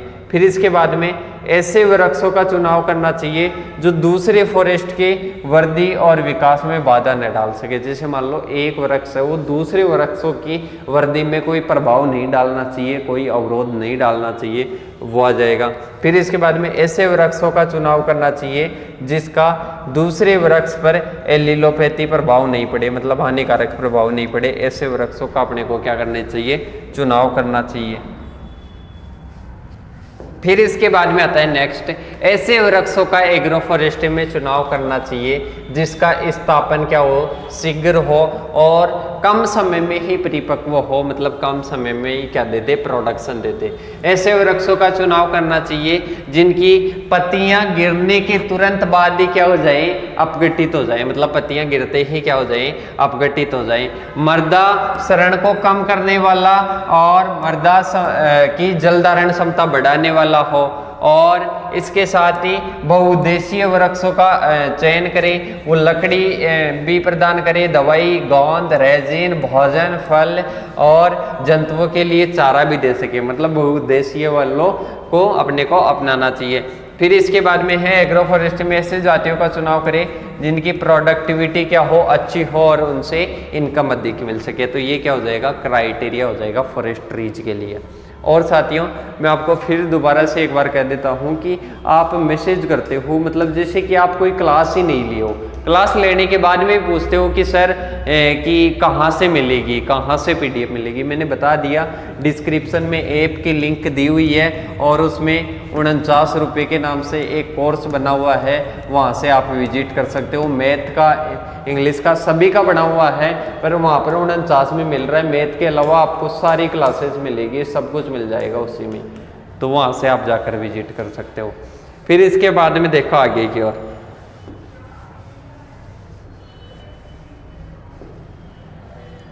देखो टॉपिक नंबर 9 देखते हैं। सेकेंड लास्ट टॉपिक अपना टोंगिया सिस्टम। क्या आता है टोंगिया सिस्टम की? टोंगिया सिस्टम क्या होता है? अब साथियों कृषि की अपन एग्रो फॉरेस्ट्री की और फॉरेस्ट्री की क्या पढ़ेंगे, एग्रो फॉरेस्ट्री की कुछ तकनीकों के बारे में पढ़ेंगे।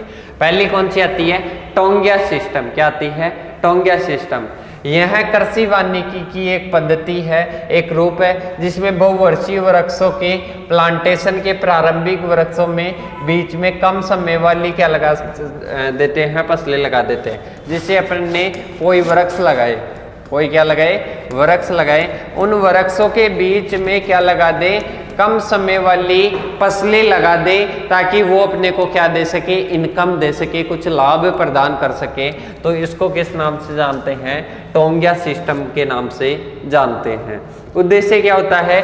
भूमि की तैयारी हो जाती है। जैसे मान लो गेहूं लगा रहे हो, गेहूं लगा रहे हो तो गेहूं लगाने से भूमि की क्या हो जाएगी, तैयारी हो जाएगी। और वृक्षों को लगाना, मतलब वृक्षों को लगाना उद्देश्य हो जाएगा, और कृषि फसलों को उगाना इसका क्या हो जाएगा, उद्देश्य हो जाएगा। किसका? टोंगिया सिस्टम का।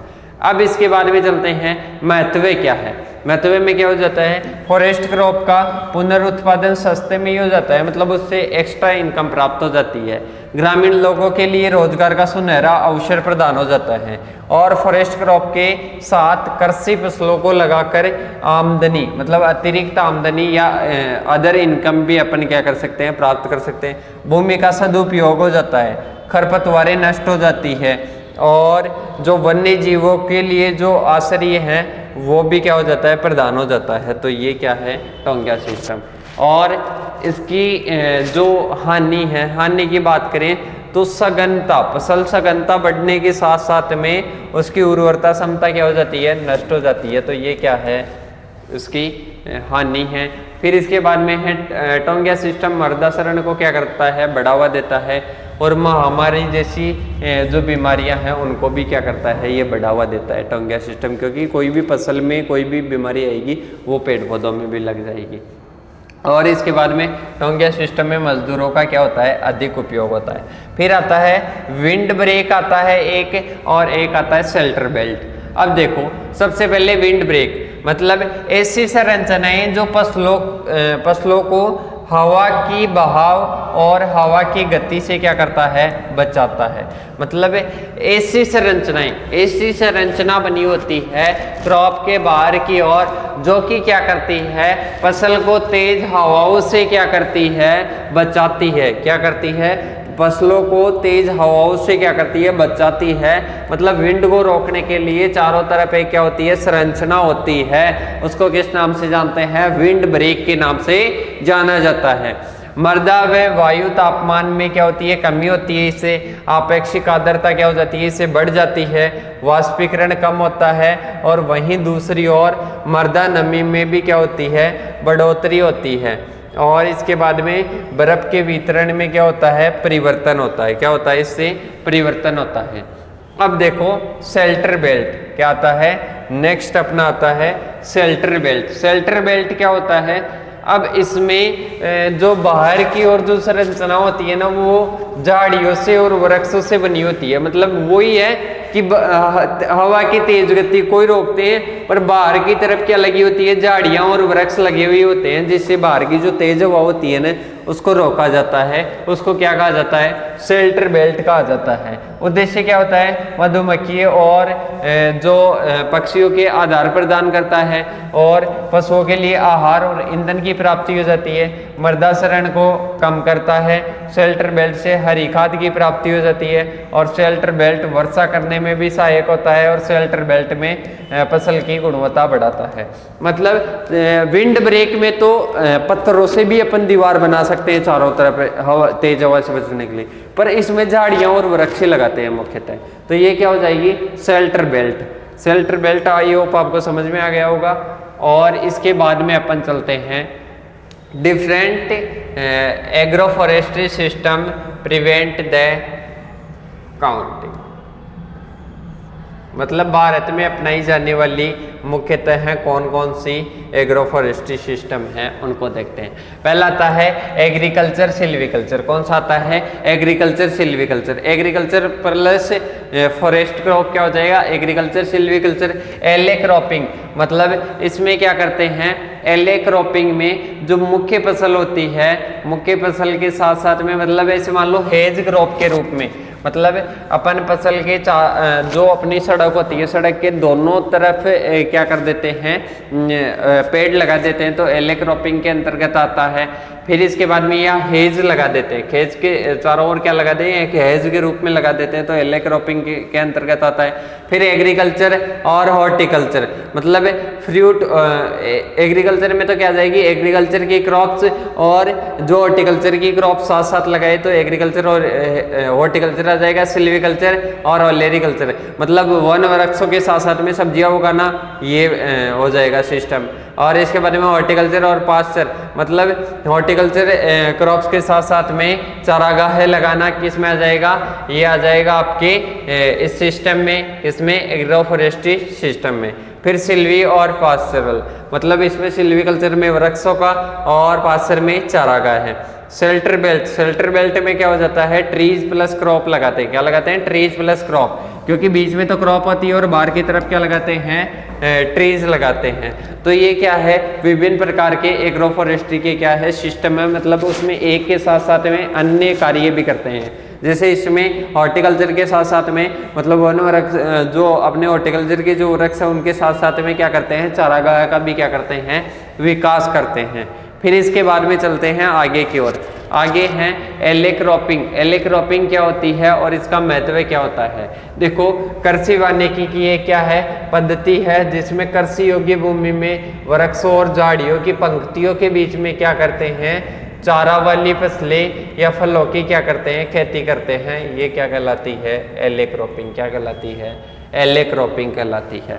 अब इसके बाद में देखो आगे की ओर होम गार्डन। होम गार्डन आपने देखा होगा कि होम गार्डन को किचन गार्डन के नाम से भी जाना जाता है। जैसे मान लो अपने कोई क्या है, कोई जगह है, घर के आसपास में कोई खाली जगह होती है, उस खाली जगह में क्या करना?